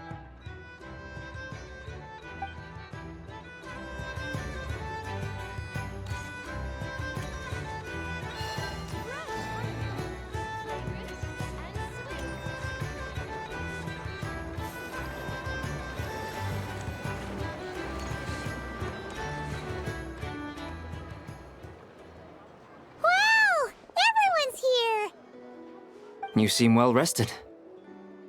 I know no one's asked, but I'm sure you all want to know, so let me just say, we're doing great. Thanks. Well, great, but not perfect. I'm starting to lose my mind from boredom. Can't drink a drop of alcohol while I'm waiting for my wounds to heal. I'm sure you had a sneaky swig or two. Wait, how'd you find out? I'm sure you must be missing Mondstadt after all these years away, Grandmaster. Yeah, you could say that again. Every time I get news from Mondstadt, it makes me want to go back and see the place for myself. Honestly, once things are wrapped up here, I think it'll be time to head back home. Hey, looks like someone's taking the stage. Can everyone see okay? Anyone need a boost? I'll just listen from the back. It's fine. You're taking this pretty seriously, huh, Durin? Well, it's not every day that I get the chance to see how people speak in official settings. Soak it up like a sponge. I'll make sure you get a chance to practice for yourself later down the line. Actually, I know just the thing. You can debrief the Knights of Favonius for me. Mr. Varka, are you forgetting that I'm not a Knight of Favonius? I can knight you. Any particular title you'd like? Is he joking? I really can't tell. You'll have to figure this one out for yourself. It'll be a good learning experience. It is my honor to host the opening ceremony for the League, and to have this opportunity to speak to you all in my capacity as Voynich Guild representative. Could this person also have been pushed onto the big stage by the real big shots? Guess I'm not the only one then. We come here today, having weathered the trials and hardships of yesterday, and having learned from them the importance of unity and cooperation. All right, here we go. Uh-oh, looks like Aino's off in dreamland already. Wait, Boss is looking kinda drowsy too. What's up with her? Come on, get this speech over with already. Nodcry is our home, the land we rely on for survival. And as we chart a course for the future, may we persevere through the storms ahead as we sail towards a new era of prosperity, freedom, and hope.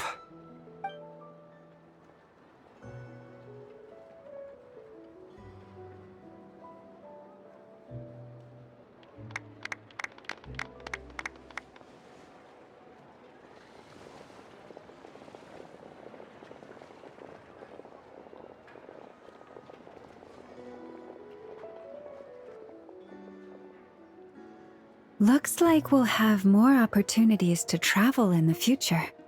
I'm sure you'll cope, Lady Moonchanter, given how fleet of foot you are. Unfortunately, I suspect I'll be too busy at the Curatorium to act as your host. We have a busy schedule, not to mention an international network of contacts to manage. It'll be all right. I'll just check your schedule with Yehoda well in advance. And if she's not available, I can simply ask Ashru. You... So giving my employees extra workload isn't enough for you? You're really going to drag my cat into this too? I thought you'd approve. Aren't you forever increasing your employees' workloads? That's a bold statement. Are all the Frostmoon Scions feeling more audacious now that your moon goddess has returned? Columbina's return has brought joy to all who care about her. That includes both you and me. As for the Frostmoon Scions, we are learning how to thrive independently, without relying on the moon goddess. It is up to us to make our home a more livable place. Joining the League is one of the steps we are trying towards that end. I like the word try. It's nice and non-committal.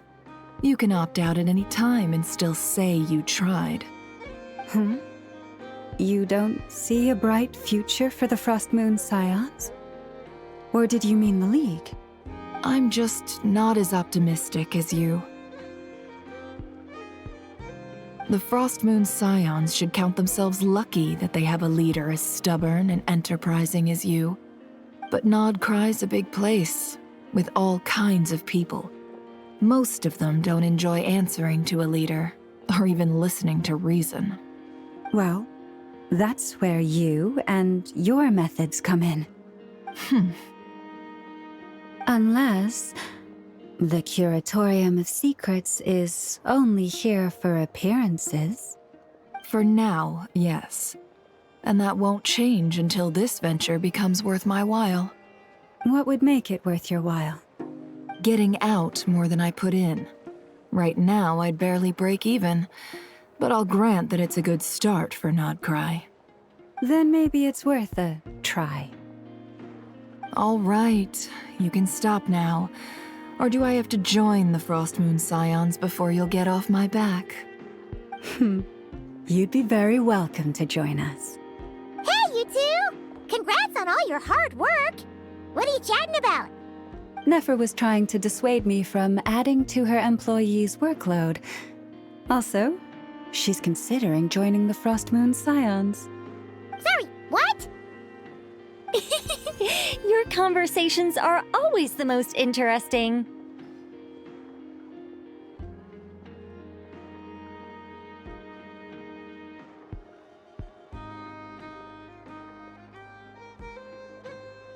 Would you two care to join me for some tea before heading to your next destination?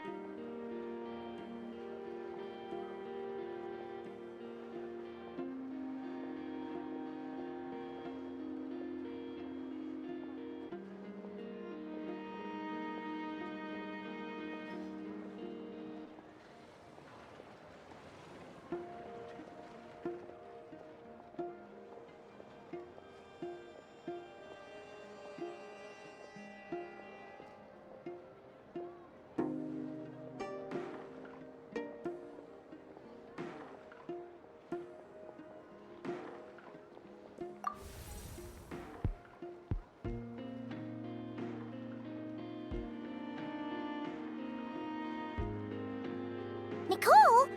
Wait, where are you? Aren't you gonna show up today? Sadly not. I'm otherwise occupied right now. I'm sorry, Paimon. I can hear how disappointed you are. If it's any consolation, let me say that how things appear on the surface is a far cry from what they are at their core. Perhaps you'll feel better if you focus on the fact you have a special line of communication with the great mage herself. Okay? Has something happened? No, or not yet, anyway. Well, that's not ominous at all. Not for the time being. Just think of this as a general check-in to make sure this communication system is still running smoothly. Besides, it's good to chat once in a while if we want to maintain our friendship. You could have just said so. Paimon got all worked up for nothing. Still, the best friendships are built through face-to-face interaction, you know. It's never gonna stop being weird having tea with you when you're not there and just talking to thin air. All right, fair point. I'll bear that in mind for next time.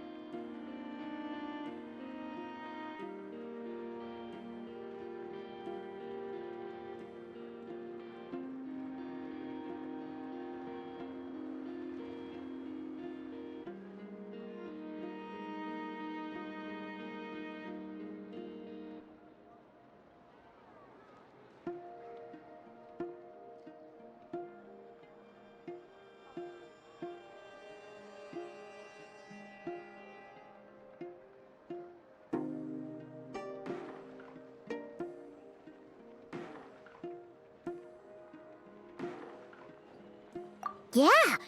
Any update on that crisis at the world's borders? Alice just informed me that they had their work cut out for them. And now everyone's thoroughly exhausted. But they did finally get things back under control. Still, we can't let our guard down yet. The disruption caused by this disaster has made Teyvat easier to detect from the outside universe. She plans to wait for things to stabilize, then reschedule her Mondstadt vacation plans. As for me, I agree with Hat Guy's perspective. This is a time when many new variables are emerging, and the situation is changing constantly. Plus, most of this change is for the worse. We have to remain vigilant and ensure that the embers of chaos are not rekindled. I did notice that the energy in Nodcry changed somewhat after the War of Funerary Flame, but since it was still aligned with the Light Realm, I never gave it a second thought. It looks like I'll have to examine the connections between phenomena I observe more closely in the future.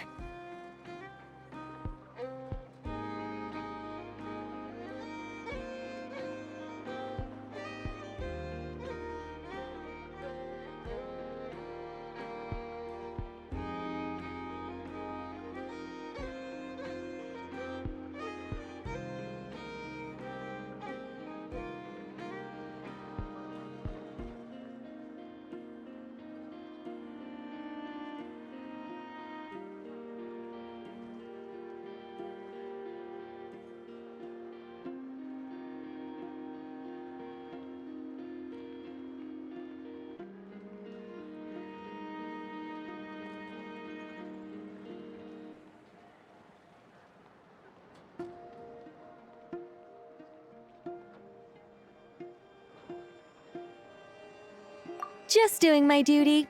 It's more or less second nature by now. Of course. To give you the full picture, I'd have to start with the substance from which angels were formed. Never mind. Paimon's right. Showing off my knowledge would be much more satisfying in person. By the way, you did receive the gifts from the Hexen Circle, yes? I'm not trying to claim credit or anything, but my pride demands that I at least mention it. They're quite similar to the protective talisman that Alice gave Dory, but with some very special enhancements. Oh! So that's what kept our friends safe when Dotori trapped them. Indeed. We went to great lengths to make sure they were invisible to his eyes.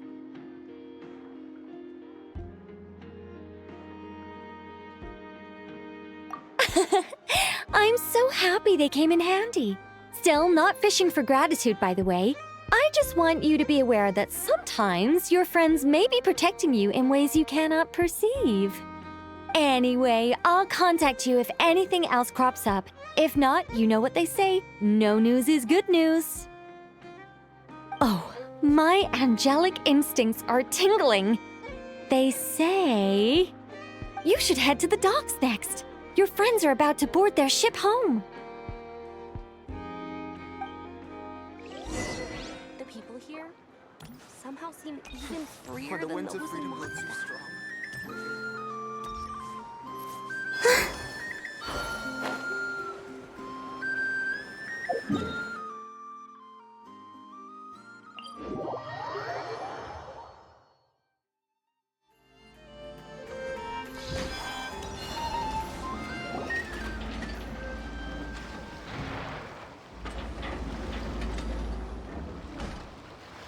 You're here. You're here too, Hat Guy! Are you heading back together? No. I'm bound for Sumeru, and she for Fontaine. We just happened to cross paths at the harbor. Everything seems fine. Sandrone may have an abominable temper, but she's always been very responsible with important calculations, and things entrusted to her by valued friends. You always speak as if you know us inside out, Mr. Hat Guy. Maybe I'm just a good judge of character. I certainly hope that's all there is to it. Regardless, you have been a significant help in this matter. For that, you have my gratitude. I didn't do anything special. Sandrone's the one who completed a seemingly impossible formula and turned the tide of the entire battle, even giving her life in the process. She's the one we should be thanking. Even we were unaware that Sandrone had hidden the real formula inside Polonia's body. She managed to fool Dottore into thinking the formula was running in her system by installing an identical-looking decoy within her. She probably realized that she didn't have the strength to stop Dottore. But this way, she could at least get him to lower his guard. She always worked like that. Always had a backup plan.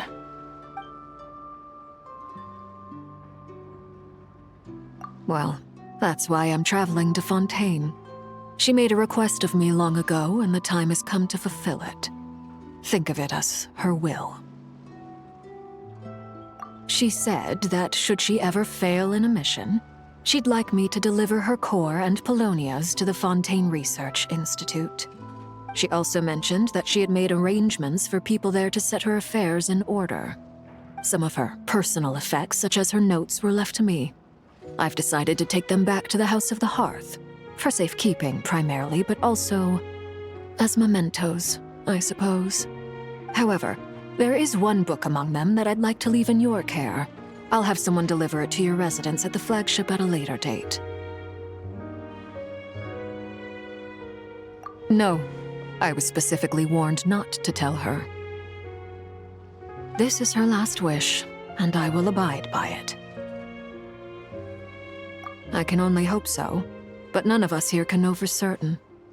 I bade farewell to Columbina earlier today. As promised, she turned the iridescent moon's marrow over to me. She spent a long time with Sandrone's body, saying her goodbyes. Oh, Is she alright? Sandrone's passing has left a great wound in all of our hearts. It will take time to heal, but Columbina surprised me. She offered me some words of comfort before I departed. Despite being grief-stricken herself, she showed an awareness of the feelings of others around her. She never used to act like this. Clearly, she has grown. And I suspect that we have you to thank for much of the change we are seeing in her. Huh. After these recent events, the Tsaritsa has revoked the Pale Star Edict. Snezhnaya now realizes that the arrest warrant for Columbina was just a ploy by Dottore, who coveted her powers. I shall return to Nodcry to see her as soon as I find the time. I hope that from now on, she too will explore more of the world. Columbina Hyposelenia's journey is only beginning. My ship is here. Traveler, Paimon, we shall meet again. You too, Hat Guy. What are you still bumming around for? Isn't Columbina waiting for you? I thought today was the day you'd agreed with her to go find out the truth about your sibling.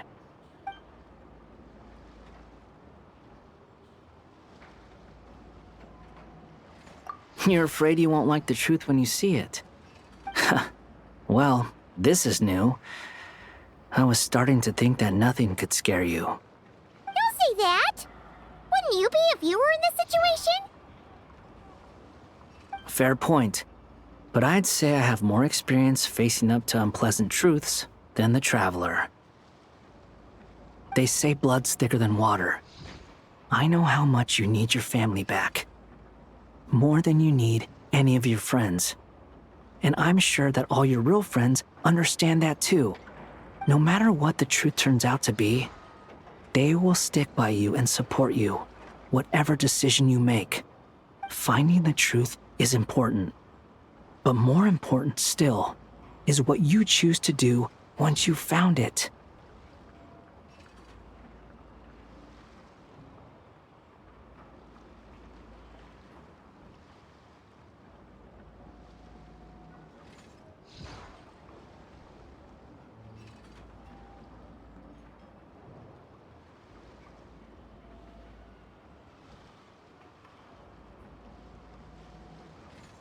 At least, that's the life lesson I've learned from my experience, grappling with the truth.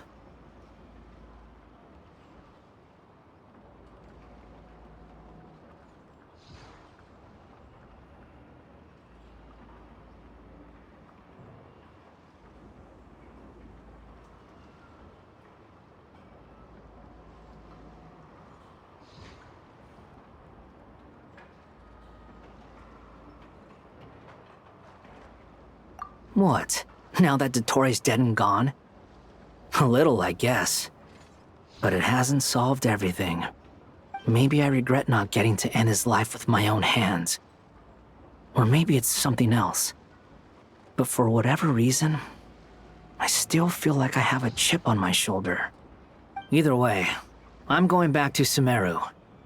Lesser Lord Kusanali is gonna need help dealing with all the chaos Dottore left in his wake.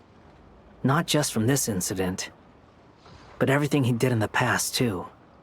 You should continue with your journey, as you've always done. Who knows? Maybe we'll meet again someplace else. So, what should we do now? If you want to explore a bit more to steady those nerves, Paimon's game! After all, when Columbina said she knew where your ship was hidden, Paimon promised to give you two some alone time with the truth. It hasn't been all that long since we were last apart, sure, but with Columbina there, Paimon's sure things will be just dandy.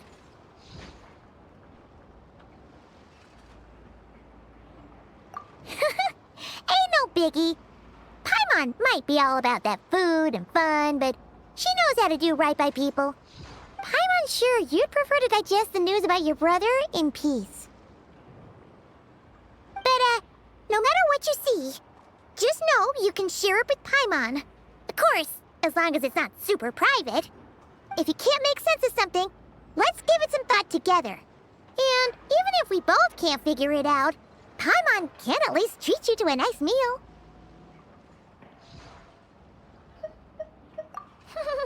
Glad to hear it. Feel better now?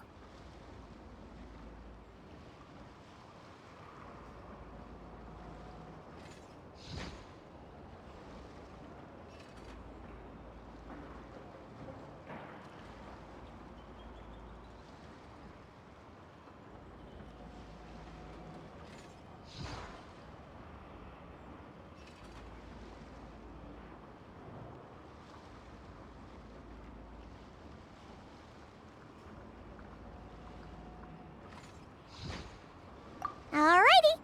Next up, time to meet with Columbina.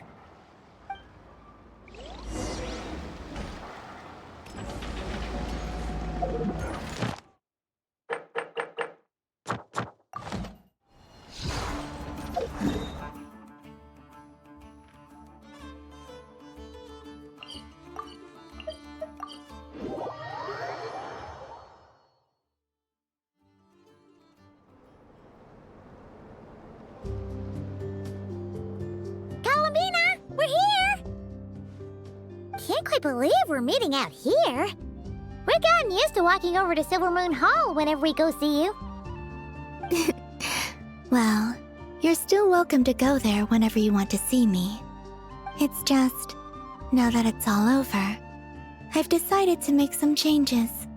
Try and fit in with the Frost Moon Scions, like Lama suggested.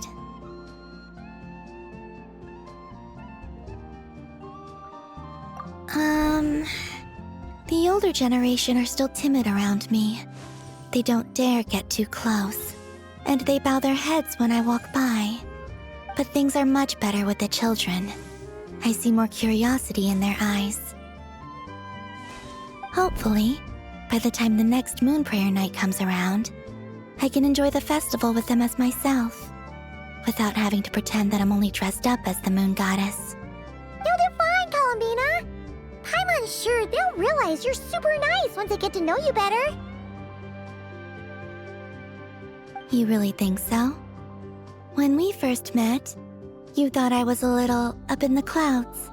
We were just starting out then, come on! So Lama told you, huh? I'm only teasing. I know that I have you to thank for pulling me back down to solid ground. It feels good to finally stand firm on the earth where I was born. Oh, that's great!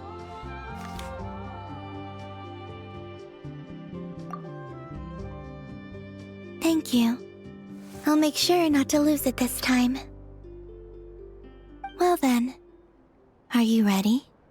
Ether, what happened to our spaceship back then? Why did you leave?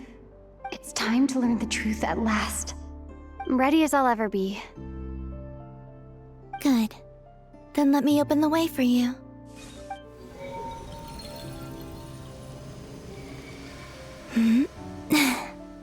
Where does this lead?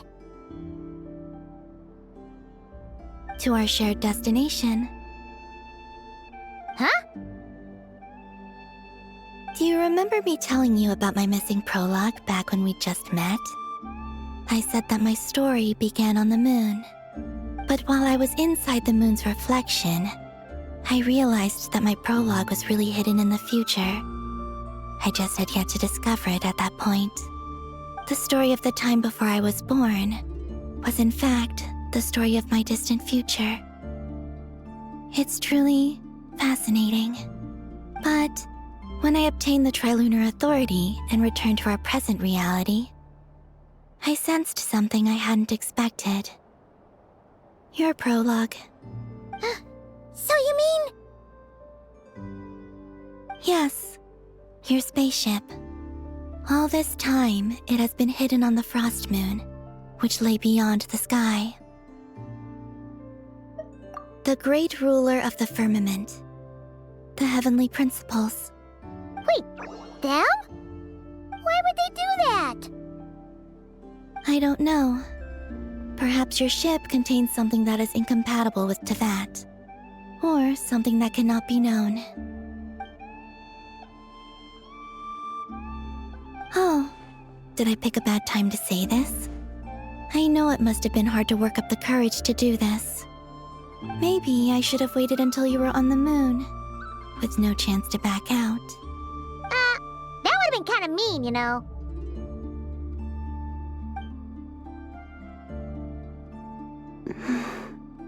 Take me there. Oh? Whatever is hiding in that ship, it belongs to me and Ether. Those memories belong to us. No one else has the right to decide whether I should or shouldn't know about it. Not even the Heavenly Principles. Very well. Then let's go. You two take care, alright? And don't forget to come back soon! Rest assured, Paimon. We will. Traveler, after you. Thinking about the story that we'll find hidden on the moon? Yes. And hoping that it has a happy ending. Stories like that don't exist, you know? You don't believe in happy endings? I don't believe in endings.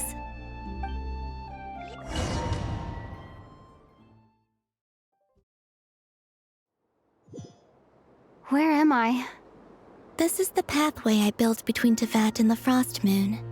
The moon is very far away from us, so it could be a long journey.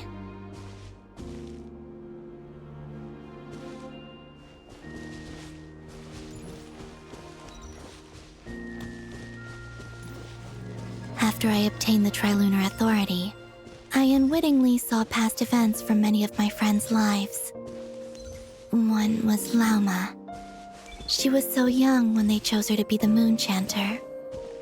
From then on, the Frost Moon Scions looked to her to bring messages from their goddess. But, for better or worse, I had left Hisi Island before she was ever born. It was not until much, much later that she met me. I think it's for the best. Because of the way things turned out, you had the opportunity to become friends. You're right. In that sense, I think we were both very lucky.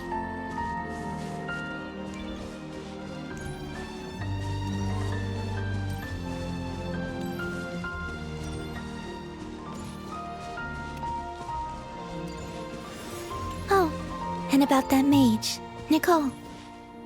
I only recently learned that she has lived in Teyvat since the time of the Three Moon Sisters. The Moon Goddesses always had a good relationship with the angels.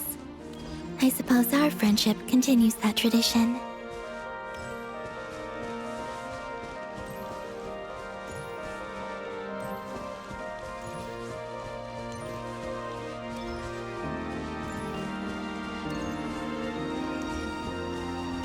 And then there's Zandrone. I never knew that much about her, beyond the fact that she was created by someone called the Lord Artificer. She, too, suffered for a long time before joining the Fatui.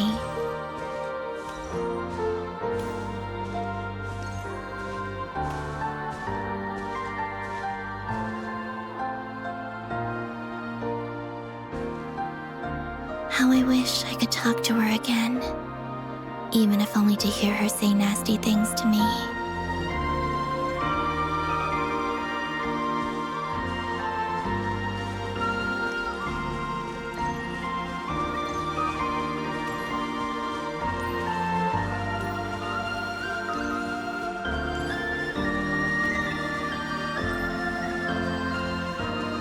Also, I saw your sibling's story.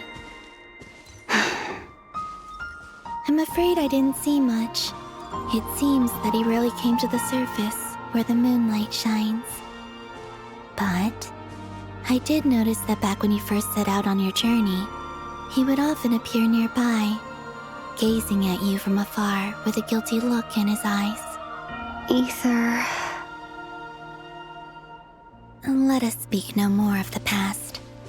I probably shouldn't reveal so much about my friends. It's not my place. Let the moonlight carry us forth. We are very close now.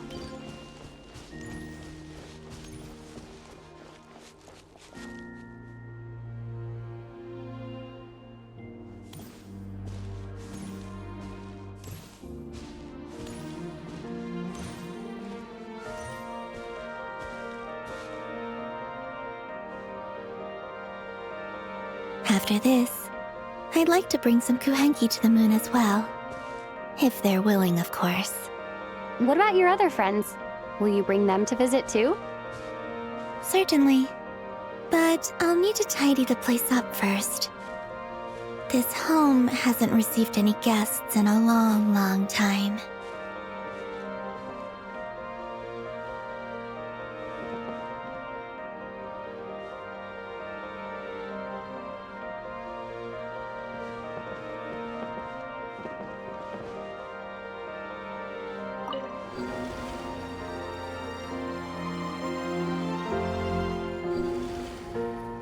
I remember writing something similar with you on Moon Prayer Night.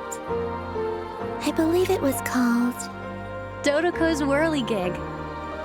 Yes, that was it. You asked me if I was afraid to return to the moon, and I said that I was. The idea that I had gained something precious, only to lose it so quickly. That frightened me. But I'm not afraid anymore. Besides, this time, we're traveling together.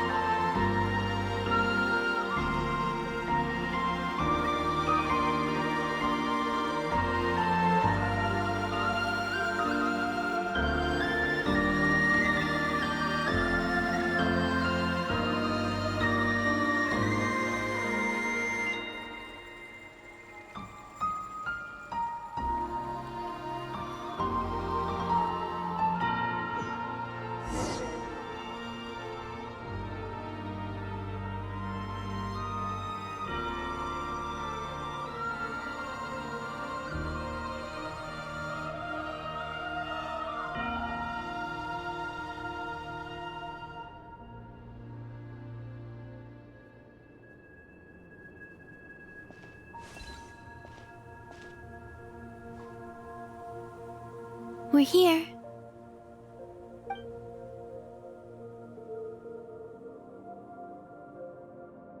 Over there.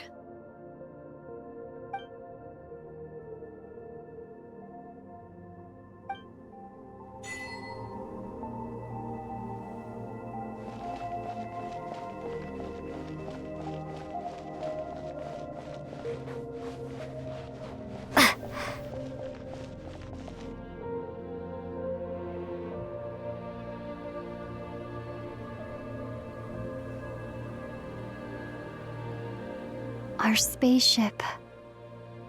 It's huge.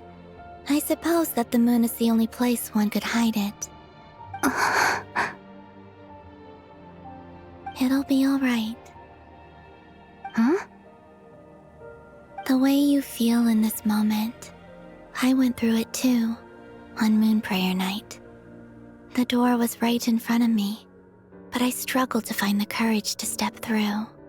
Solitude for me once meant living a life in which even I was absent. Before I met you, that was the only life I knew. But that night, solitude meant throwing away the life I had gained after meeting all of you. Columbina. Go. Retrieve the part of your life that was once lost.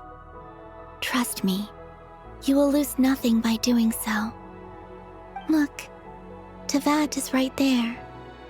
All of our friends are down there, waiting for us. You're right. Thanks, Columbina.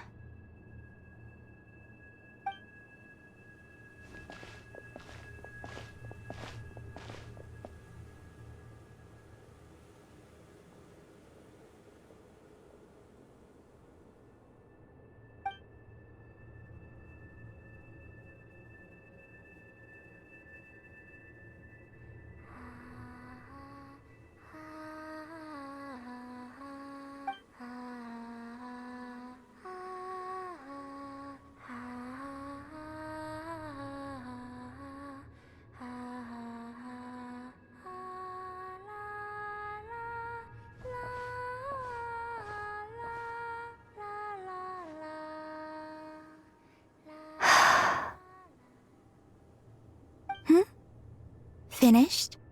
Yeah. Why did you take your eye mask off? Well, since my return, I've decided to take more opportunities to see the world with my own eyes. Besides, I've always wondered how Tevat looks from the moon. And what do you think? It's beautiful. I could spend a whole day here just gazing at it. What about you? What do you think of the truth you found? I haven't looked at another person's expression in a long time, but I think yours is saying it was neither good nor bad. Keep this up, and it won't be long before you give Nefer a run for her money. Oh, I don't think that's going to happen. I'm much more used to sensing what's going on around me with Kuvaki. I think I'll save my eyes for seeing special moments I really want to remember. I read the spaceship's flight logs. I always assumed that this was my first time in Tevat. I thought that Ether and I must have been hibernating in space for centuries on end, but the logs show that our spaceship flew over the skies of Tevat once before. A long, long time ago. Flew over? So you didn't land? No. The ship barely came to a stop before flying on again. After that, it continued traveling through space for a long time. Some of the data is corrupted, but I suspect that it kept flying for thousands of years. It was only after that that the ship made a forced landing in Nodcry. When Ether found me, he came from outside the ship.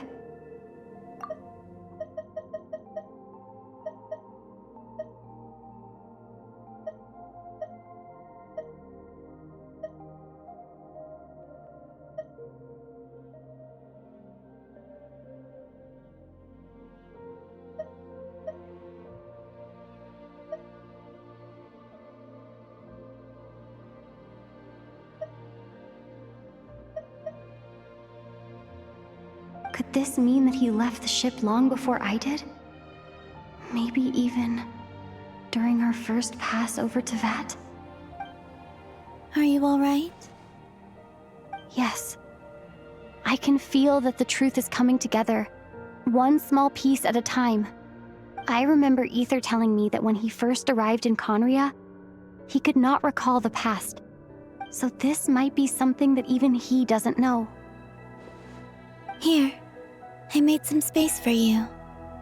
Your mind must be racing, and this seems like the perfect place to relax and clear your head. Oh, wait, there's one more thing. What is it? Wait here a moment.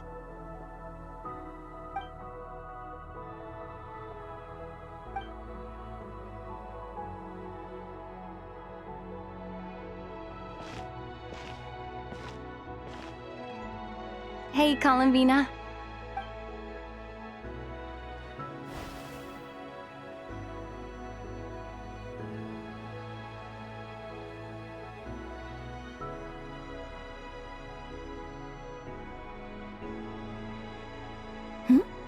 Is that a new outfit? An old one, technically. It's been in a cabinet inside the ship this whole time. It's a matching pair with Ether's. He always liked this set more. Huh. I don't think there's a huge difference. Really? Yes. It's still the same you. You're the same person, no matter what clothes you wear.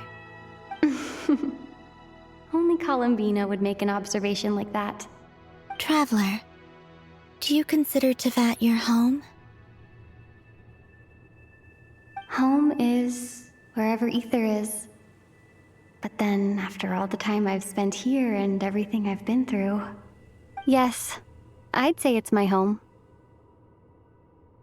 Would you change your answer if Tevat changed appearance? I mean, if the truth about Tevat turned out to be different than what you thought. I don't know. But I don't think so. The truth is not what matters most to me about Tevat.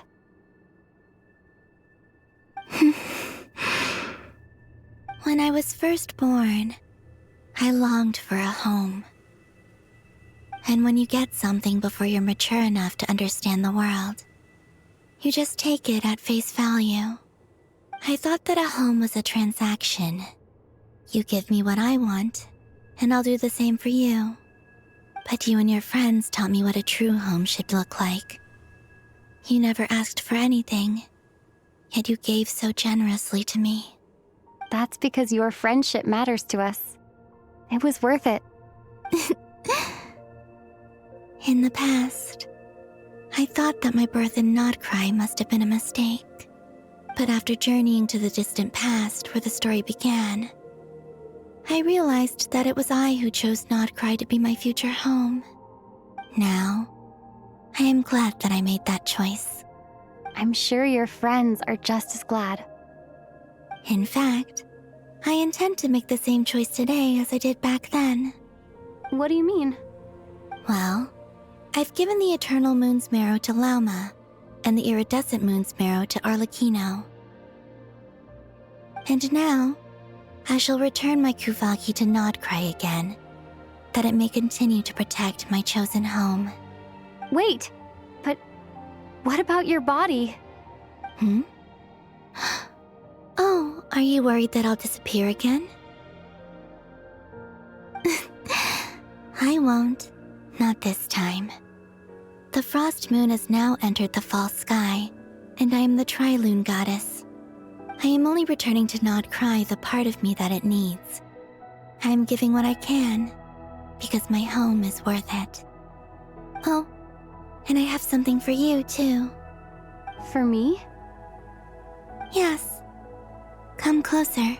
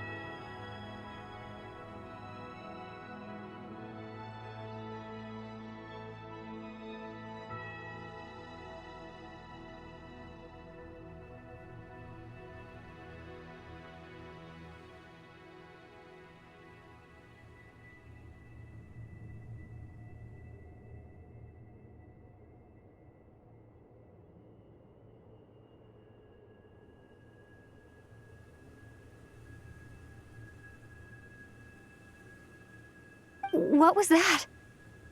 I lifted some of the restrictions this world placed on you. I trust this will help in your future adventures. My power. It feels like it's grown. I can use the elements more freely now. Thank you. This will be a great help. You're welcome. I see you as family, and after everything you've done for me, In fact, no. It's not because I owe you. It's because you're worth it. Here, this flower is for you.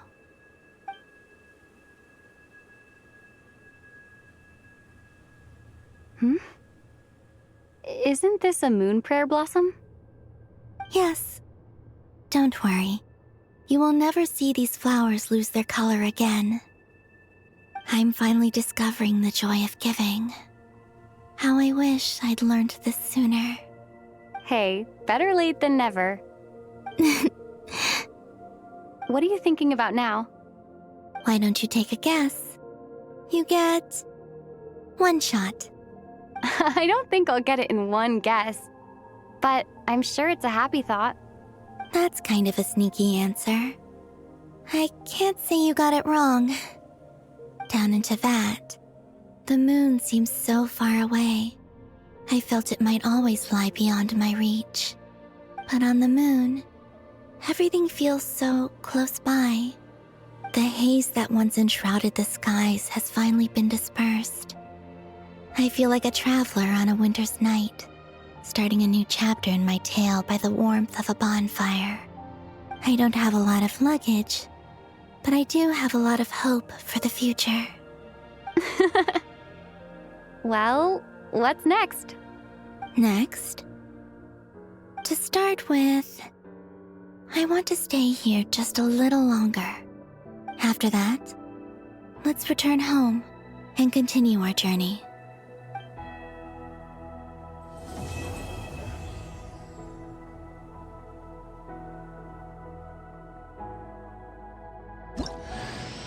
These clothes bring back so many memories.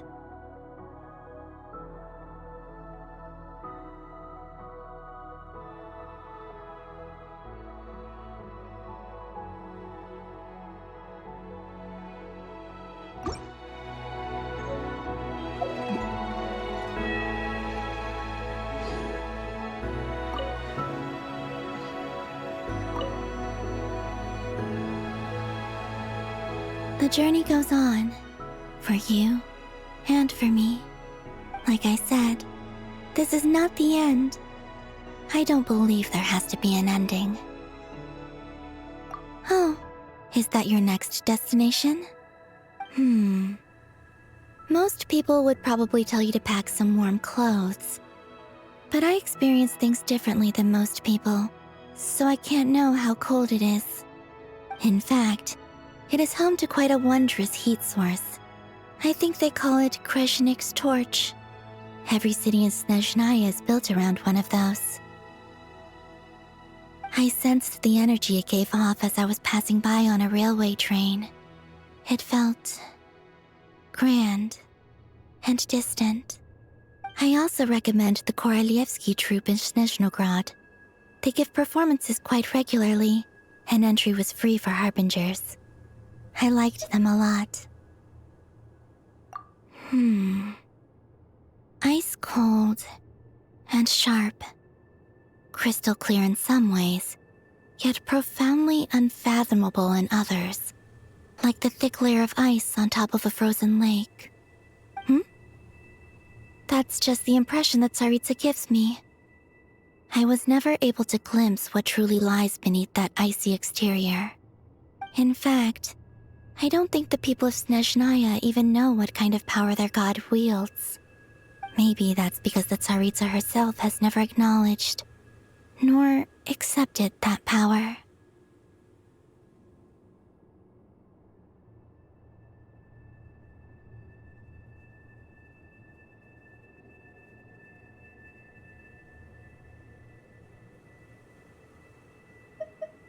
There's Regrator, the Rooster, and the Jester. Between them, they control a lot of what happens in Snezhnaya, but I can never wrap my head around how exactly power is split between them. I just know they are each responsible for many specific domains. I noticed that the Rooster and Regrator often appear to get along on the surface, while working against each other in secret, and theirs is not a friendly rivalry. But I wasn't particularly interested, so I tended to keep my distance. Now that I think about it, the term Mistelton often seemed to come up in connection with Project Stuja.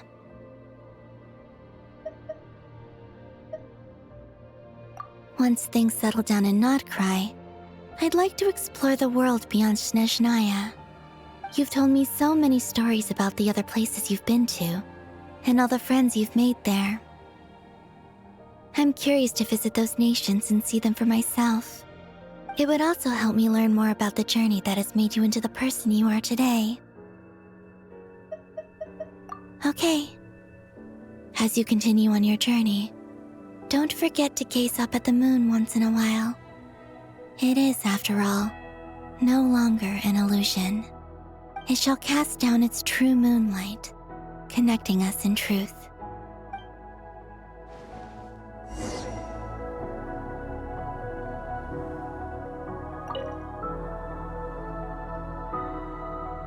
The journey goes on.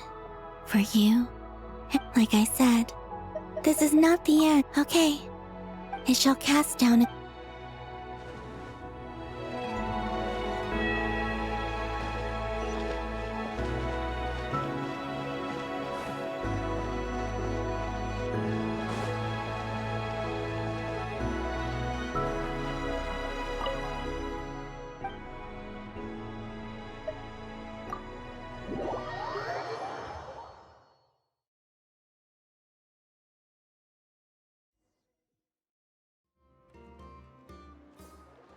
To Jean, Acting Grand Master of the Knights of Favonius.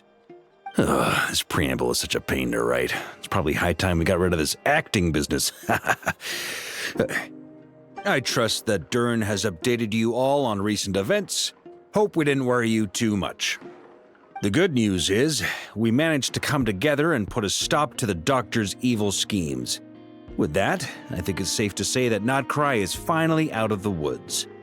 As for the Fatui, not counting the Damselette, aka the Moon Goddess, who has left their organization, we found ourselves allied in this instance with both the Knave and Marionette. May she rest in peace.